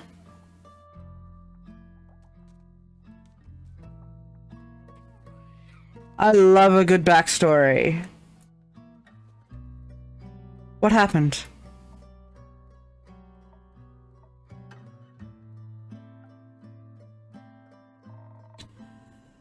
I guess I'm telling the story then. Let's begin. We actually would have been well prepared if this had been a normal escorting mission, that is.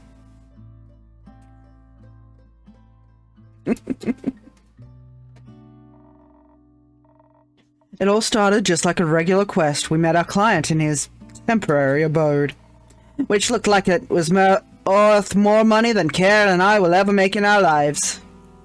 Combined. Correct. Anyways, our client's name was Theodore. Theodore Frederick Sinclair III, to be exact. Calyx, you're the only horny one here today.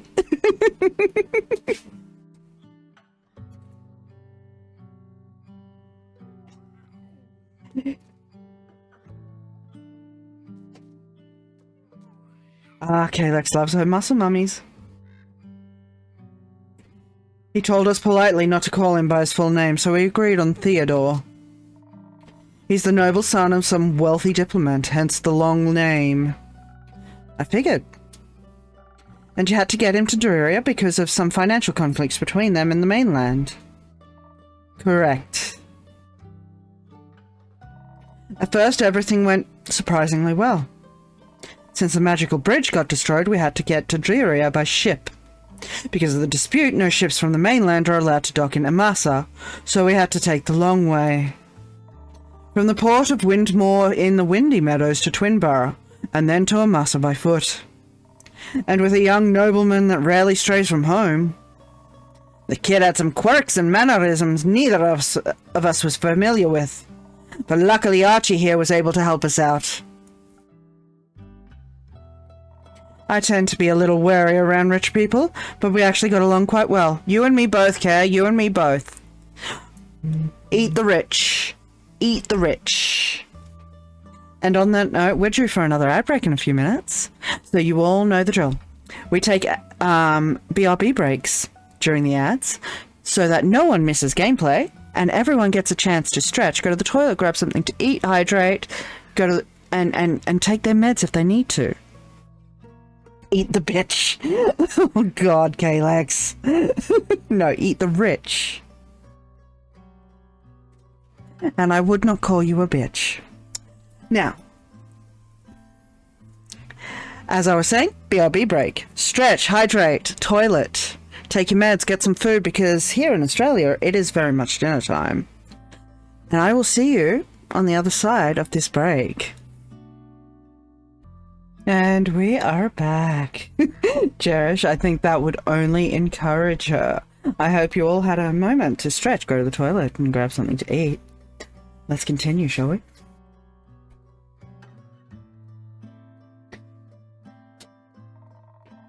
Especially little Archie here was hanging on his every word. We didn't take the main road to avoid too much unwanted attention.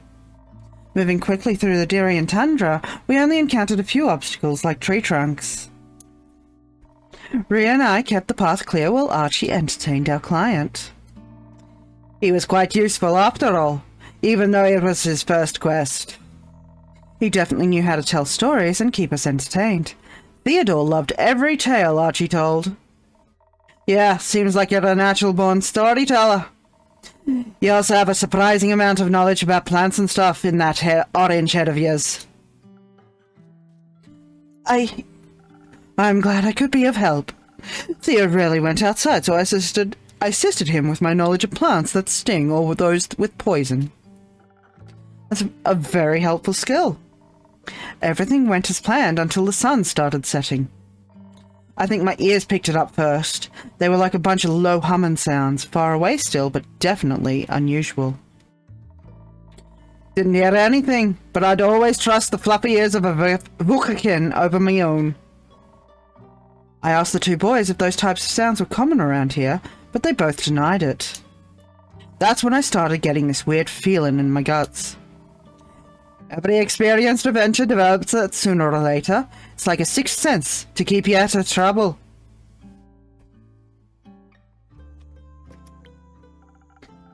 That looming feeling deep within your stomach.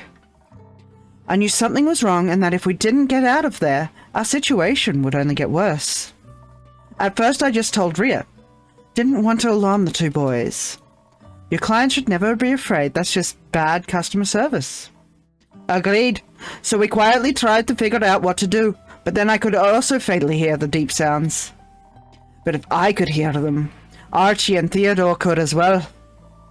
And they also heard us talking. That's unfortunate. We agreed on positioning the two boys between us, even though Archie proclaimed he could fight as well. A simple but efficient lineup, me at the back of the line, Kara in front because she's got the best ears. Theodore was still calm. He said something along the lines of course they'd try and start an assault. That's why I hired you, remember? He's not wrong. I just would have expected more, you know, the regular kind of assassin. Whatever that might be. If you'd let me continue, you'd get it. Sorry, my bad. To make things worse, it got real dark real quick. And we could hear the guttural grunting all around us. She said, bog and crap, where are they? Where are they coming from? But, well, at first I could only see one, then two. Then suddenly, they were everywhere. Zombies! We were surrounded by zombies! I had to think fast. There weren't any gaps in their formation, so I knew we had to fight. Thanks to those enchanted feathers in your drink, I was able to quickly overpower two zombies by smashing their heads together. You're strong! I like strong women! I too like strong women.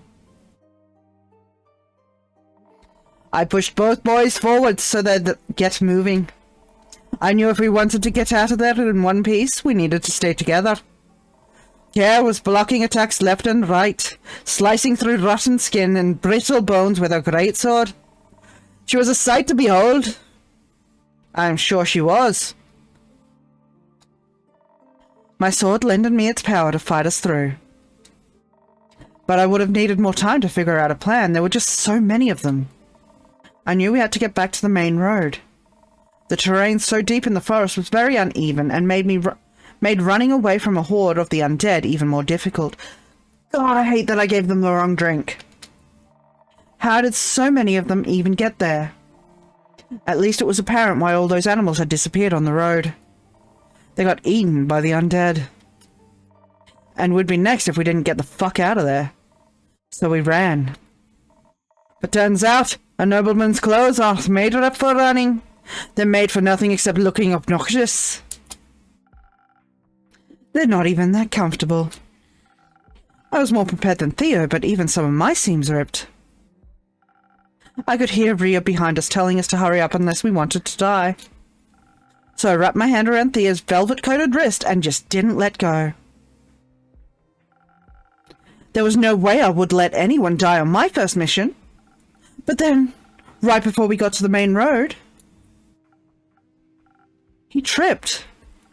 Suppose it was bound to happen. Rhea had somehow outrun us and was already stumbling into the main road ahead. I tried to pull Theo up on his feet, but his pants must have gotten caught in some thorns. Oh no! And he just couldn't get up. I tried to get him free. I really tried, but my hands were just so sweaty and shaky. I saw the zombies. I saw their rotting faces. They got closer and... I was too far ahead to realize what was going on, and when I finally noticed, it was too late. Oh shit. I knew getting to the road was our main priority, but when I got there and the two boys were missing, I knew something must have gone wrong. I turned around, and right as I did, I saw Archie and Theodore on the ground.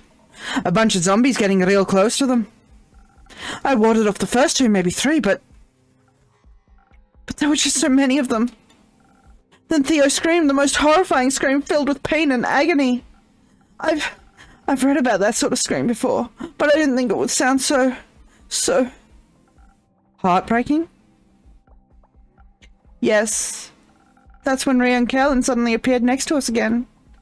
They pushed the zombies back and helped Theo get up. Well, as much as he could with what was left of his left leg.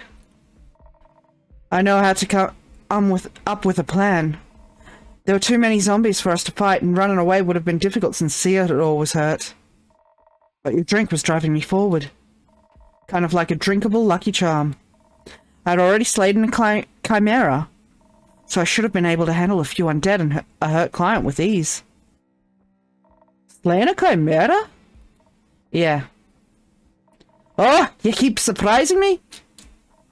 Sadly, slaying all those undead wasn't a possibility. Maybe, I thought to myself, maybe I could outsmart them. Theo was hurt, and he also wasn't looking too good. The undead seemed to be drawn to the smell of his fresh blood. And thanks to your drink, I was still quite hasty. I knew I could outrun any dead fucks. So on a whim, I turned back to the other three. Rio was trying to fight back dozens of monsters, while Archie supported Theodore. I grabbed a piece of bloodied cloth that had been ripped off Theodore's leg.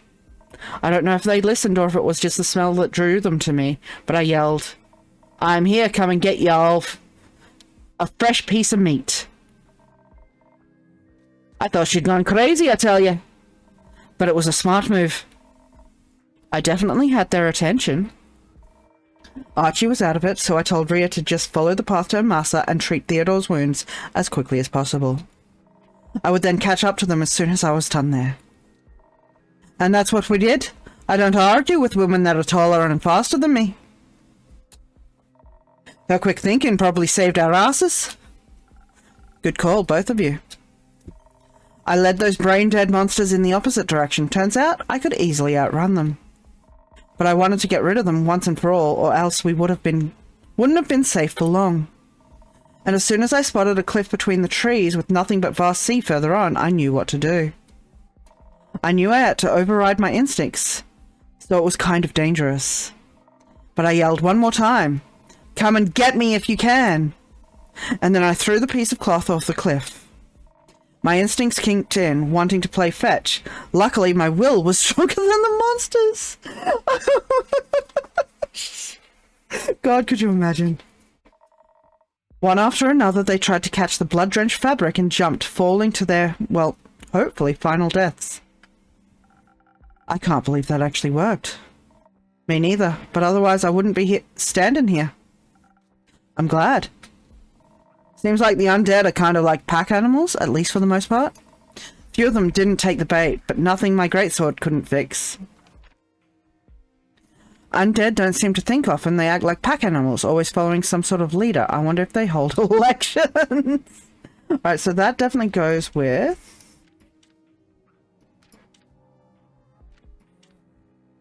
an unusual amount of undead. So each of these is just missing one more.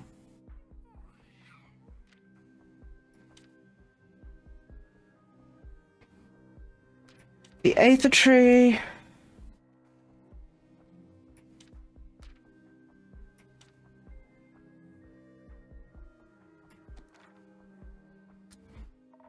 I followed Ree and the boys' tracks until we met up again. We could already see the light of Amasa in the distance. But we hadn't been fast enough. With every step, Theo's hand grasping my shoulder was getting weaker and weaker. I didn't even dare look at his face while I talked to him to keep him awake.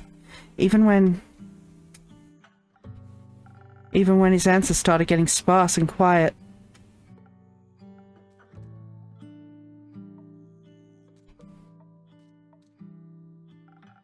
But you made it, right?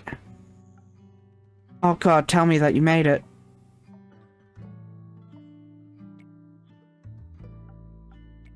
Right?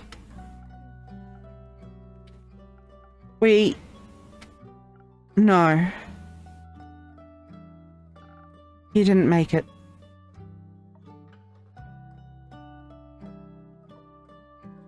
Fuck! I made the wrong drink! Tell me that's not true. I wish I wasn't. But I'd never lie about someone's death. Especially not his. I'm so sorry, Archie. I didn't know the mission would be so... It's not your fault, Innkeep. It's none of our faults either. Maybe I should have prepared a different drink for you. It's alright, we did our best. Things don't always go as planned. Guess life isn't as magically perfect as the numerous tales I've read would suggest. Bad things can happen to anyone, even to those with the purest of hearts. Some may deserve it, but most don't. I just wish it wouldn't have been him. So, Kalex, the premise of this game is that you mix magical drinks that give people certain boosts to their stats. And you have a choice of 2 drinks every time when they go on a mission to boost their stats. And depending on which drink you serve them, it affects the outcome of their mission. So in this case, I chose the worst outcome instead of the better one.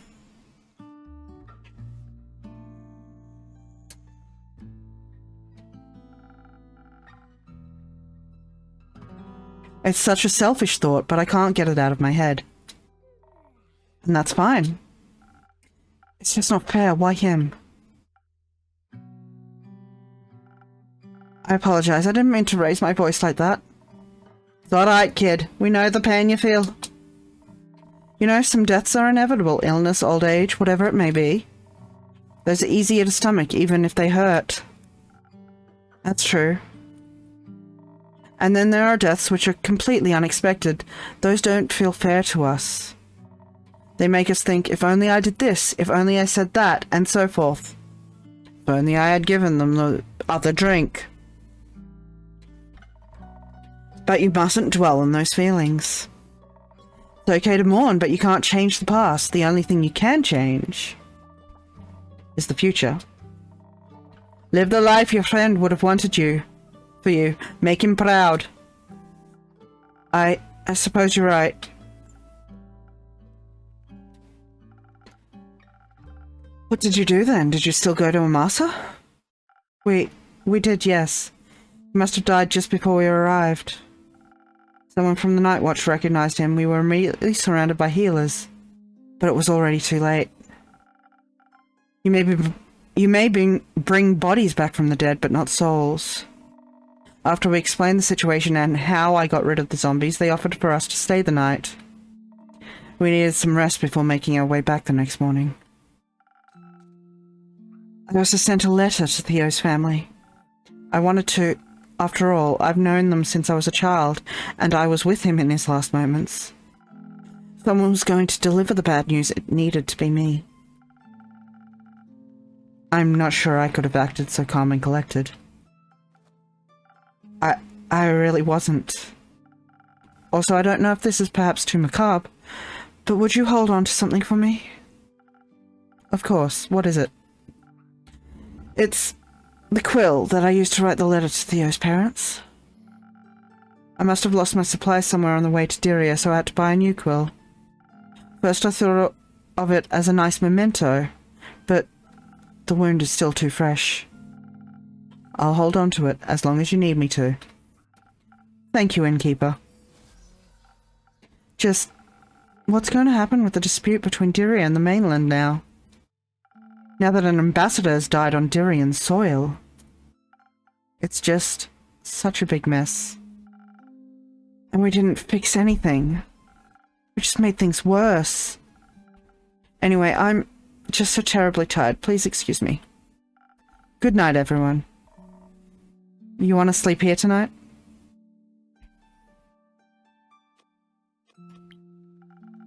And you'll be safe from any potential floods. I'll also be sleeping here. I suppose you're right. Maybe I'll occupy one of your rooms then, dear innkeeper. Of course, go on upstairs, third door on the left. Make yourself at home. I think I'll just sleep. But I appreciate your kindness, thank you. Good night, everyone. I hope he'll be alright. Let the kid grieve. So the story behind Archie is that was his first ever adventure.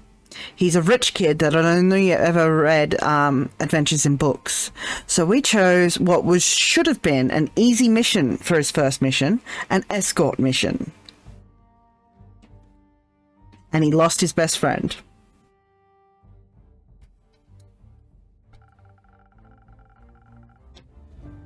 I guess asking if either of you'd like a drink would be a little insensitive at this point.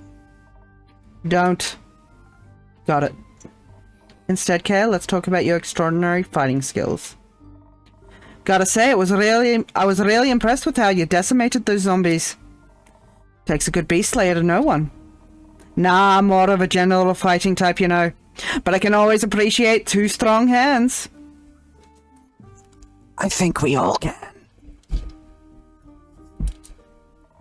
And such a well-crafted greatsword on top of that. Happy to see you appreciate solid craftsmanship. It was a gift from my baba. She told me the great dragons themselves gifted it to her, but I don't know if that's true. Could be. You're one against a chimera after all. You know, you might be onto something there. Have you ever heard of the Great Axe of Ur? The most powerful weapon ever, forged by the origin of the world themselves, you bet! You think it really exists? I mean, my baba loved to tell stories. But if her sword was made by the dragons, maybe Ur's great axe is also more than just a myth. Dwarves have their origin in the subterranean caves, you know, on the plain of Ur. I grew up in a labyrinth of caves, surrounded by gems and ores, legends and tales. I mean, I haven't seen it with my own two eyes, yet, but I'm convinced the legendary weapon exists. I bet it's so large, I probably wouldn't even recognize it as an axe. I've heard keeps it in their resting place at all times. Yeah, though so far no one has found that yet. And hopefully no one ever has to. Legend has it, the Great Axe of lies hidden somewhere deep inside the subterranean caves. It's an unimaginably powerful weapon. What do you mean? You know the tale. If someone was to wake up, the apocalypse would begin. But that's just an old tale, right? Something you tell kids that don't want to eat their food. You know, eat up or will awaken. Questionable parenting techniques, if you ask me. Yeah, I got to hear that a few times when I was a wee little bairn. All those tales ever did was make me want to craft a legendary weapon myself. Have you ever made something like that? Not yet, but I will soon. I'll make the greatest weapon ever forged and smash this year's Heart blacksmithing competition to bits. I'll outcraft my ex-husband with ease, that shit. Ex-husband? Yeah, we used to work together. Now he claims I wouldn't stand a chance without him, but I'll prove him wrong. Anyways, in keep care. I think it's getting quite late, and it's been an exhausting week. Absolutely agreed. Let's get some rest. And then look for another quest elsewhere to afford me crafting materials. Oh. Good night, you two. Since her marriage broke apart, Ree has been determined to win a famous blacksmithing competition, perhaps to restore a bit of self-confidence or self-worth, but that may be a stretch. That's why she's always on the hunt for gold, fallen stars, or other rare and expensive materials. Good night, Kaelin. Night, Inkeep.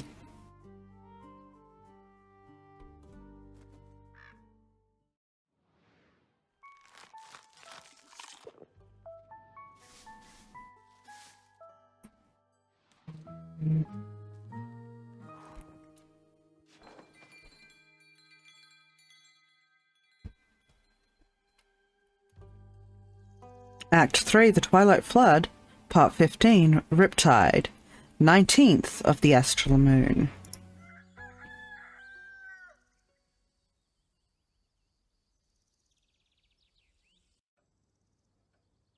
Oh, it's our golem friend.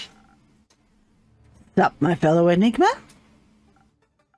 Sup, I don't find you that difficult to comprehend. That's what they all think. How's it going? Hopping? Running? Moderately. Why? My tavern and I are doing well, but we were hit by a tsunami yesterday. And at least there's not water outside now. I'm glad I can provide some comfort to everyone in these trying times, but I also wish they were less turbulent. Boo, spoken like a true politician. Commit to one extreme. I'm committing to honesty. Yeah, right. Good one. But a tsunami, huh? So that's what... So that's what that was. Cool. Sucks that I was busy playing a round of Magic the Scattering. Made me miss the whole thing. I would love to surf those waves. I'm sure you would have had a grand old time. Maybe next flood. You think I should start the next one on purpose? No, buddy. No.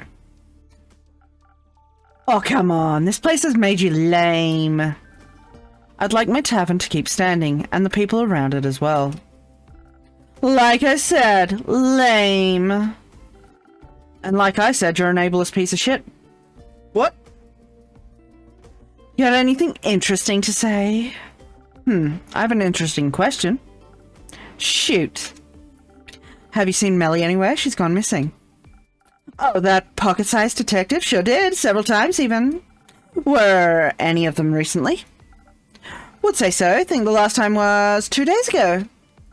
I was chilling in the Moon Swamp, had just tested out that witch spa's good old boy recommended. Met some lost travelers on the way back and was giving them conversation of their lives. Then that cat rudely interrupted my business pitch. Made them run off without a single handshake, little snitch. What were you selling? Hair growth cocktails, inspired by your little things. You drink them, your hair grows. Fast? Ah, well, fast schmast past. It will grow eventually. You just gotta have some patience. I see. So Melly at the Moon Swamp, where exactly did you see her? On the way to the moon pools, duh! Where the paths diverge and the nature tries to lead you astray from its shimmering reflections in the water. Oh, this guy is a piece of work. Let me pull up his little thingy. There he is, Aniko. The changeling. Sorry, they. Chaotic neutral, so they like to cause chaos. They're a bit of a brat. Originally from Avalon, Aniko's now vibing on Gaia, probably because people here aren't used to the trickery of changelings yet. They're always looking for a new victim to fool and don't take anything too seriously. The thing on their shoulder is called Cori, short for corruption, obviously.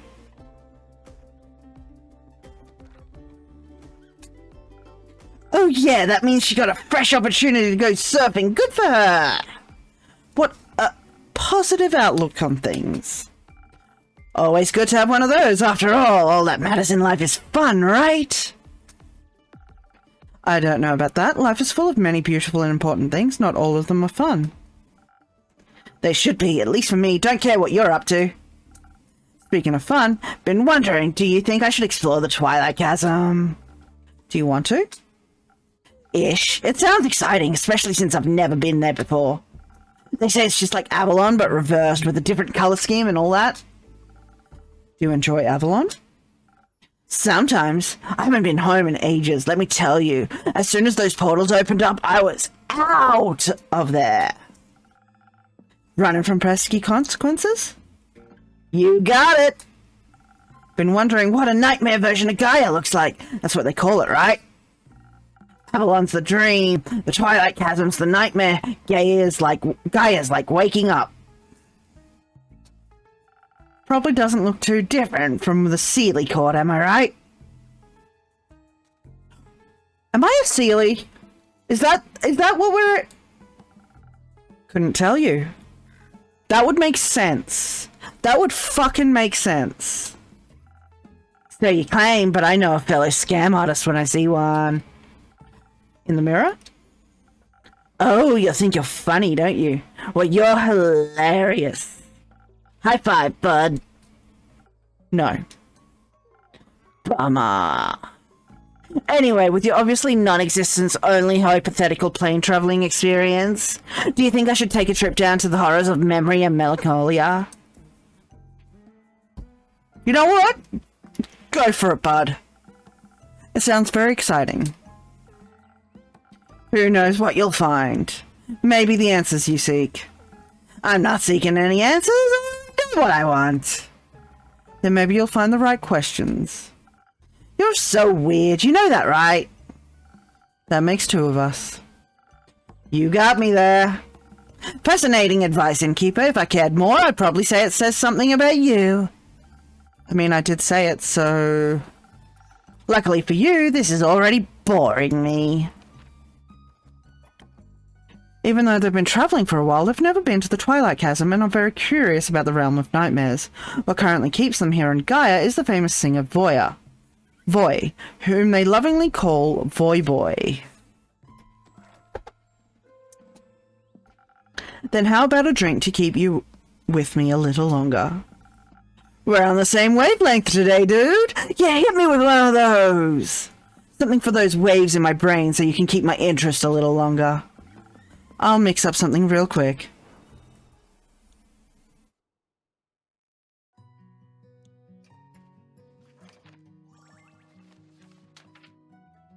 Alrighty, something for his brain, their brain, I should say.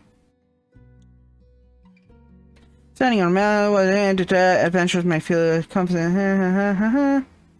Climbers, maybe?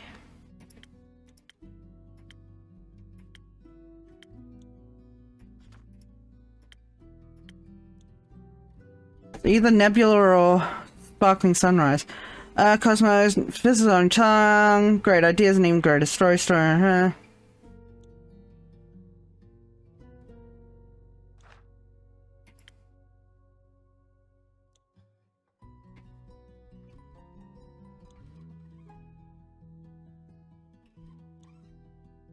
I don't know which one to make. Let's give them the nebula.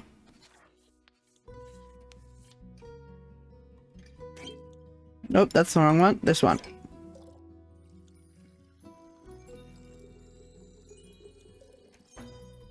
And then this.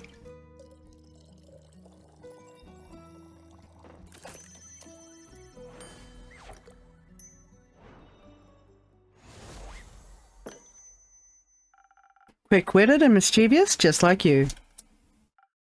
Sick, this is lit, I'll give you that! Thank you.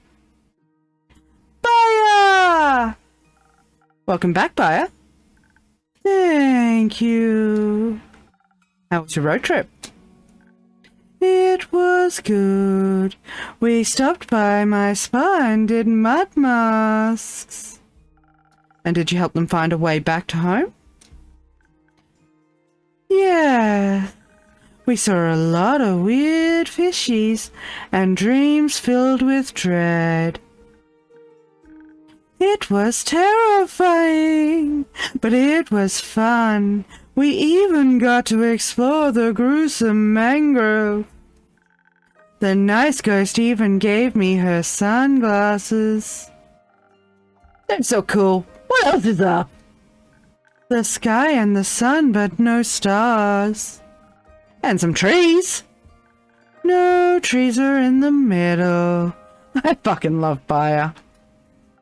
Not to an ant. Ants! So cute! Do you have any ants? Not on me. And you, innkeeper?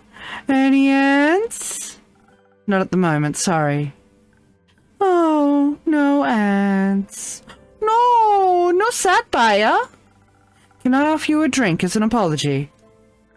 Yes, make me feel like a little nimble ant. Ant potion, got it. Ow, my ear. Alright. Baya wants to feel like an ant. Which would be...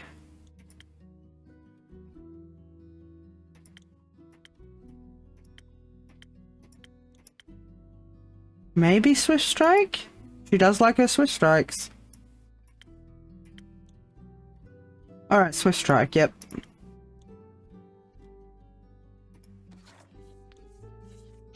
Which needs 3, 4, 5. Okay. So no infusions, which is great. So 3 of that.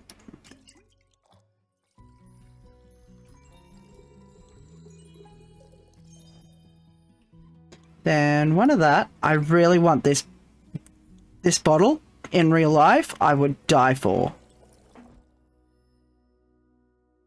And then some of that.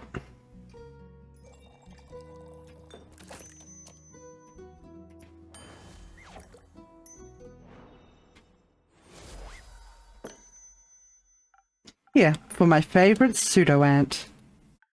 Oh, this is so tasty. I want to look up at the trees now. I'm sure they'll seem taller. Can I do anything else for you? Yes, several things.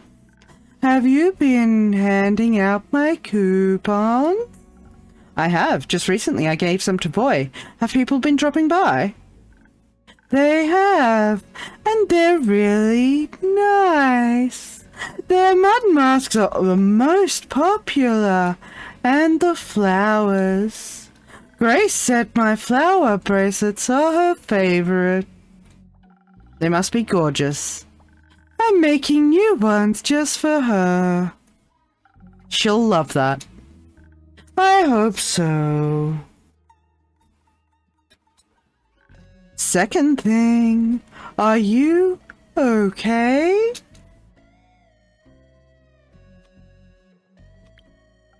The other day really did a number on me. I'm trying to stay positive, but I can't say I feel the best. Oh no, that's awful.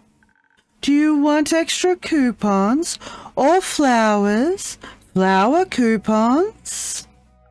I think your company will be quite enough. Oh, nice. But what about lotus flowers? I brought you some in case I needed to cheer you up. I fucking love Baya. Oh, for me? Yes. They are special flowers. I've heard the Ur's favourites, and they bless you with their protection. They also make you feel nimble, like an ant.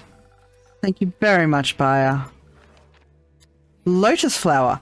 Morganite lotus flowers are rumoured to be Ur's favourite flowers. This specific kind of lotus can only grow under perfect conditions, but once it does so, it blooms with celestial radiance. Blessed. Blessed with the divine magic of the dragons, adventurers will have a much better chance fighting the undead or any other unholy creatures. Or any creatures, really. I could have done with that, a little bit ago. But okay.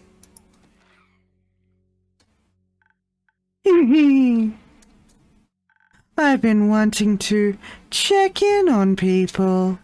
I really enjoyed the flood.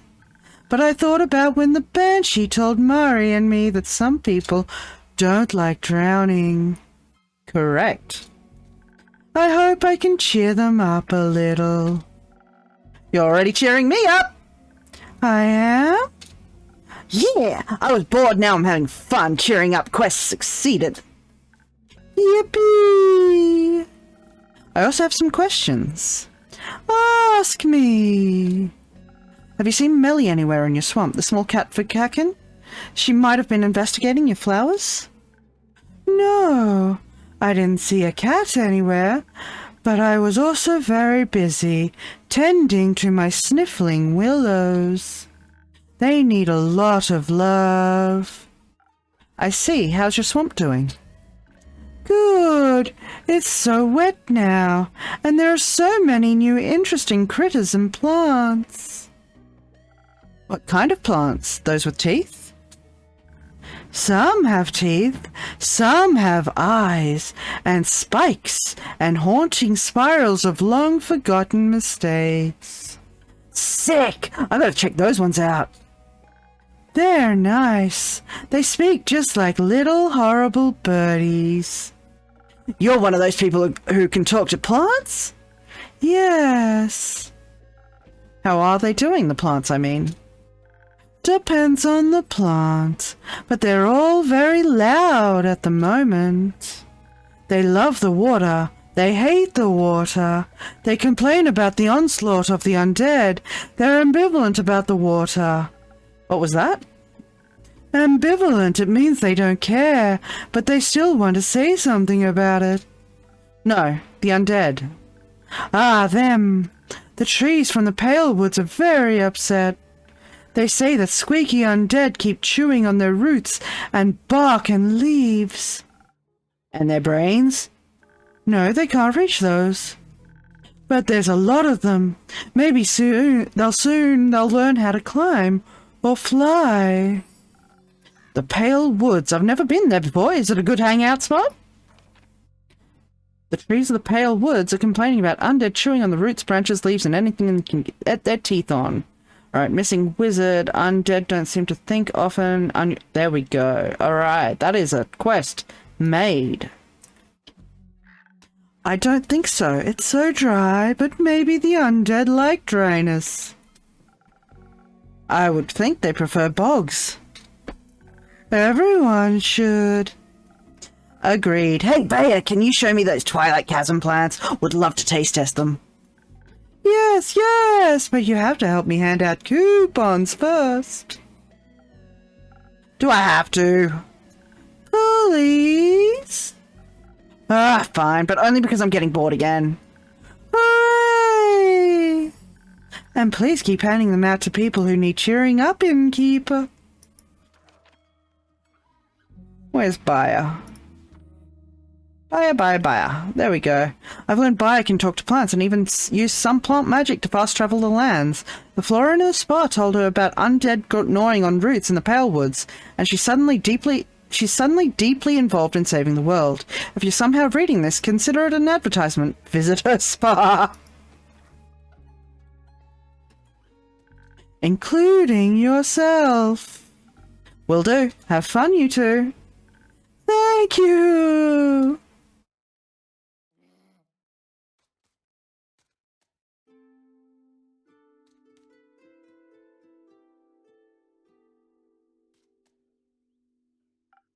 Hiya, Fable. How's it going? All fine and dandy?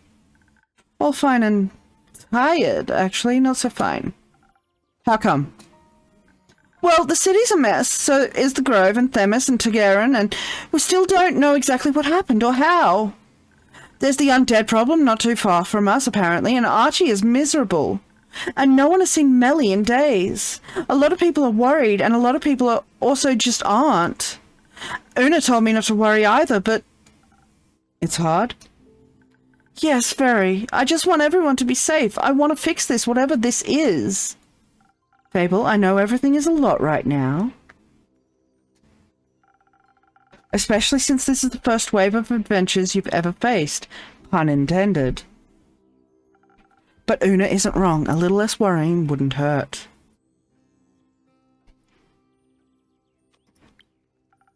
Sure, it's unpleasant, but worse things have happened. And we've always been fine. Maybe it's just nature or the dragons are craving change. There's nothing we can do about it. There's always something we can do. You taught me that. Sometimes things sort themselves out too. It's quite pleasant to wait occasionally. I just wish I could do more. I understand. How about a drink? That's something I can do for you. Not right now, I think.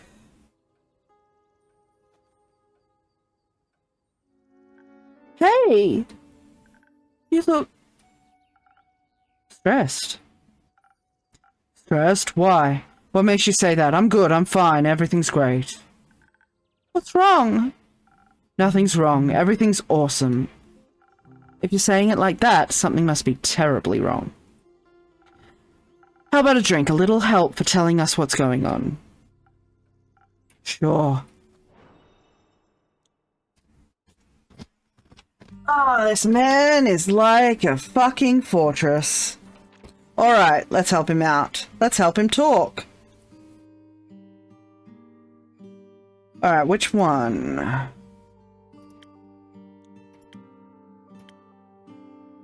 Thousand Winds, charming and elusive. Avoiding unwanted questions. No. Taste that pleasant wind flowing through the woods and very popular among bards and rangers. No. Spoken heart. Yes, that's what we need.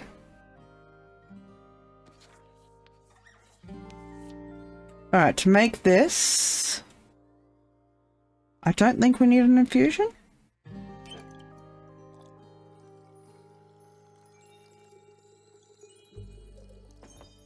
Alright, and then some of this.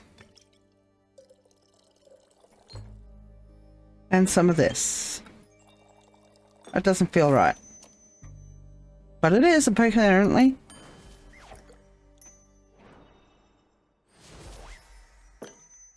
Now speak, bitch, speak!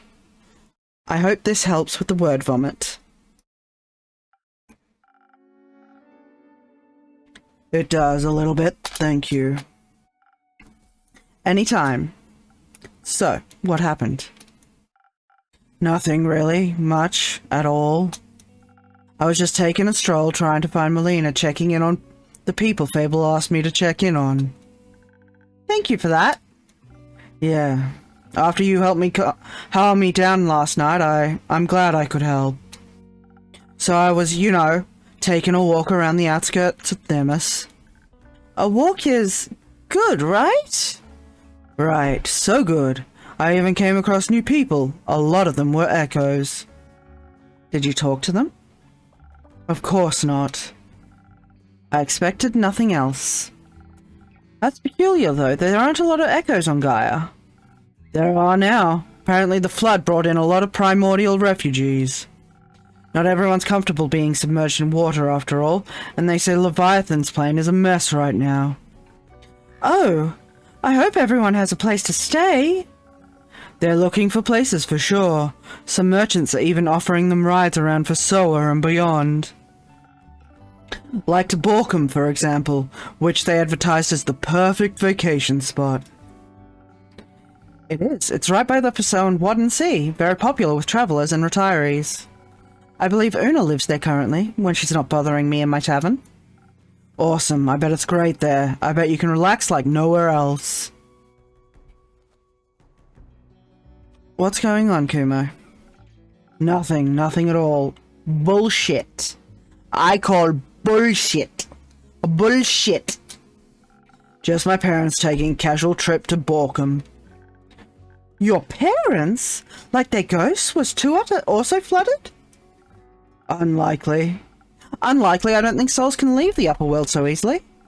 You're right. It would be difficult for ghosts to make it out of Tuat and into a mocktail bar. But being Guy and tourist is a lot easier to do when you're not actually dead. I'm sorry to ask this of you, but you might have to elaborate a little more. It's simple. My parents aren't dead. I saw them with the merchants near the Themis, booking a carriage and an all-inclusive boat journey to Borkham. They were going on about how they had a positive outlook on having to leave the primordial sea. How it was like a free vacation, a blessing in disguise. Good for them. But didn't you see them die? No, I just saw a burning village and couldn't find them anywhere. That foolish conclusion was all mine. Oh. So they didn't die, they just left. Yes. Oh, you poor thing. Oh, you poor thing.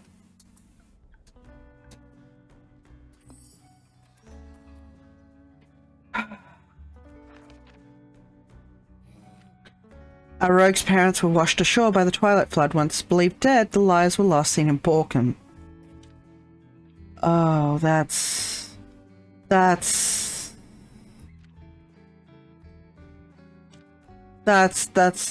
horrible. I'm sorry, Kumo.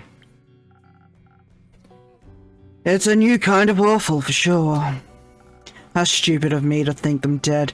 Shouldn't have thought that only the claws of Tuat could make them leave me. You should have. They're your parents. They should never have abandoned you. A fucking men. Well, they did. Indeed. So what now? I'm not sure. I don't know what to do. Do you want to talk about it? No, not right now. Kumo, maybe... Anyway, have you found Melina yet? Not yet, but Aniko saw her last at the Moon Swamp. What? About 2 days ago. But there's a Twilight Chasm portal there, where the Dragon Curse flood started. Indeed. Did Vaya see her? No, she didn't. That's great. That's awesome. That's even better. You've said awesome an alarming number of times. Because this is all so awesome. I'll keep looking for her. There's not a lot you can do without leaving your tavern, except... Innkeeper, please, I beg of you, put out a quest to find Melly. Right now, I need to figure out what to do about my parents before they disappear again. I don't know how much time I'll have. She needs to be safe, but I can't go myself. We need to find her, please. Help me find her. I don't exactly have enough information yet, but I'll make sure to find out more and make a quest.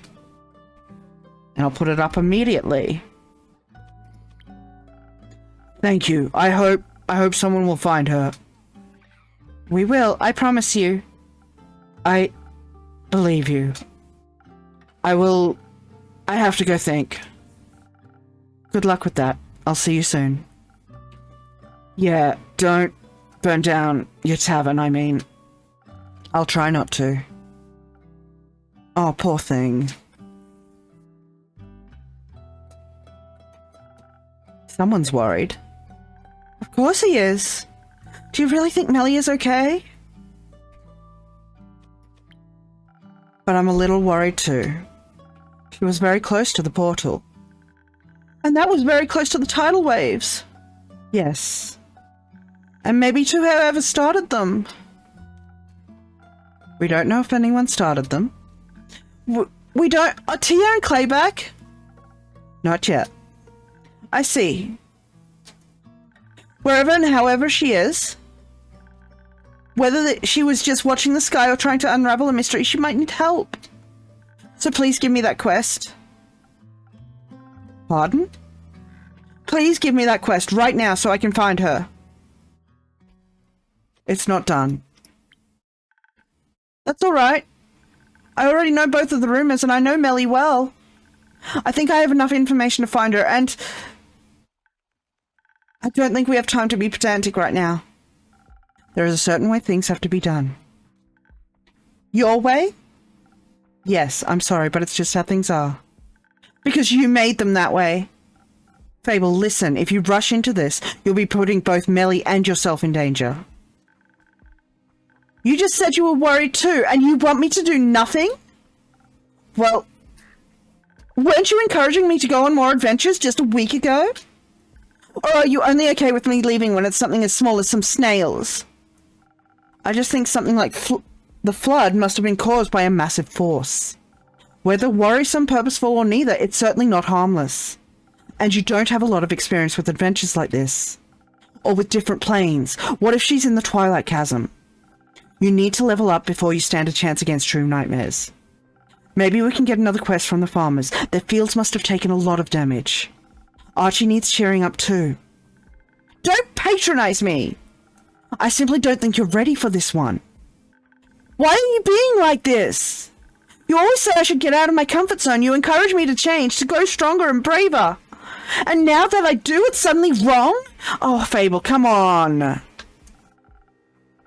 I'm not saying it's wrong. I'm saying the timing isn't right. And why do you get to decide what my timing is? Why should I leave my comfort zone, but once something is out of yours, it's a mistake? Things aren't that simple. I know, I've lived for over 100 years. I know things aren't that simple. I also know they don't change by pretending they aren't there, or by pretending they're not missing.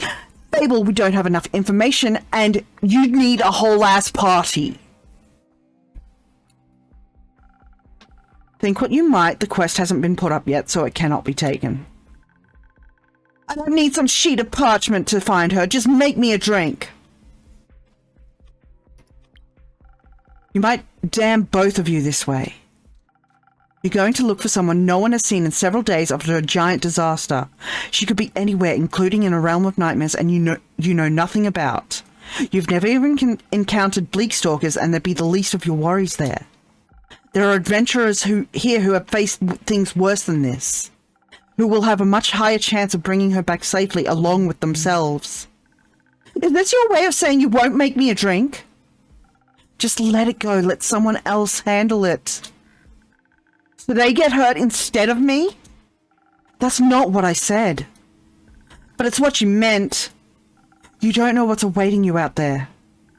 But you do? Please, just stay. You can't keep me here forever. Why not? Because I've made up my mind. And I've made up mine. I'm not giving you the quest. I'm not making you a drink. Okay, I don't need a drink. Don't be ridiculous. Going on an adventure without my help is reckless at best, foolish at worst. I'm not going to sit around and wait while other people suffer. Not if I have a chance to help them. I'm not like you. Oh, that's rough. That's rough. You're right, you're not. You have no idea what you're getting yourself into. I know I'm going to find Melina. I don't care what it takes. And I'm not going to let anyone stop me, not even you. Fable. Oh, shit.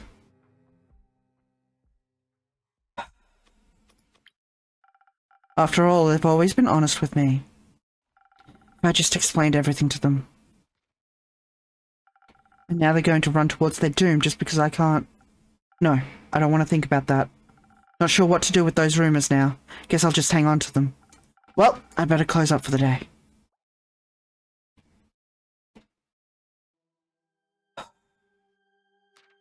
Alright, unusual amount of undead. Wait, what? They don't?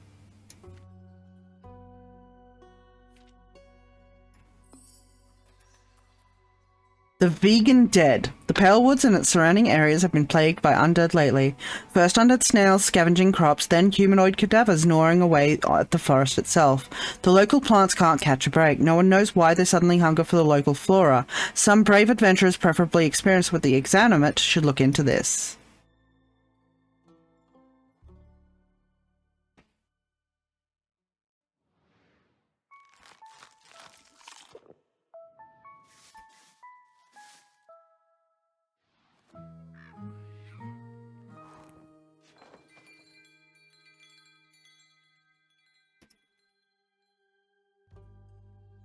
And that, friends, is where we're going to leave it for the night. Thank you all for coming, and hopefully next week we will finish this and have a new game to play. Tomorrow, don't forget, we have our sponsored stream, Mika and the Witch's Mountain, a little taste of Ghibli in a game. So I'm really looking forward to that one. It should be starting at 4 o'clock, but if we're running a little late, I will be posting in the Discord. And a reminder that this Friday, 7 p.m, for those on the $6 Monarch tier and above on Ko-fi, we will be having our Discord movie night with Muppet Treasure Island by demand. Until then, I think we're going to raid Coastal, who's just started streaming. So take a raid message, give Coastal lots of love, and I will see you all tomorrow.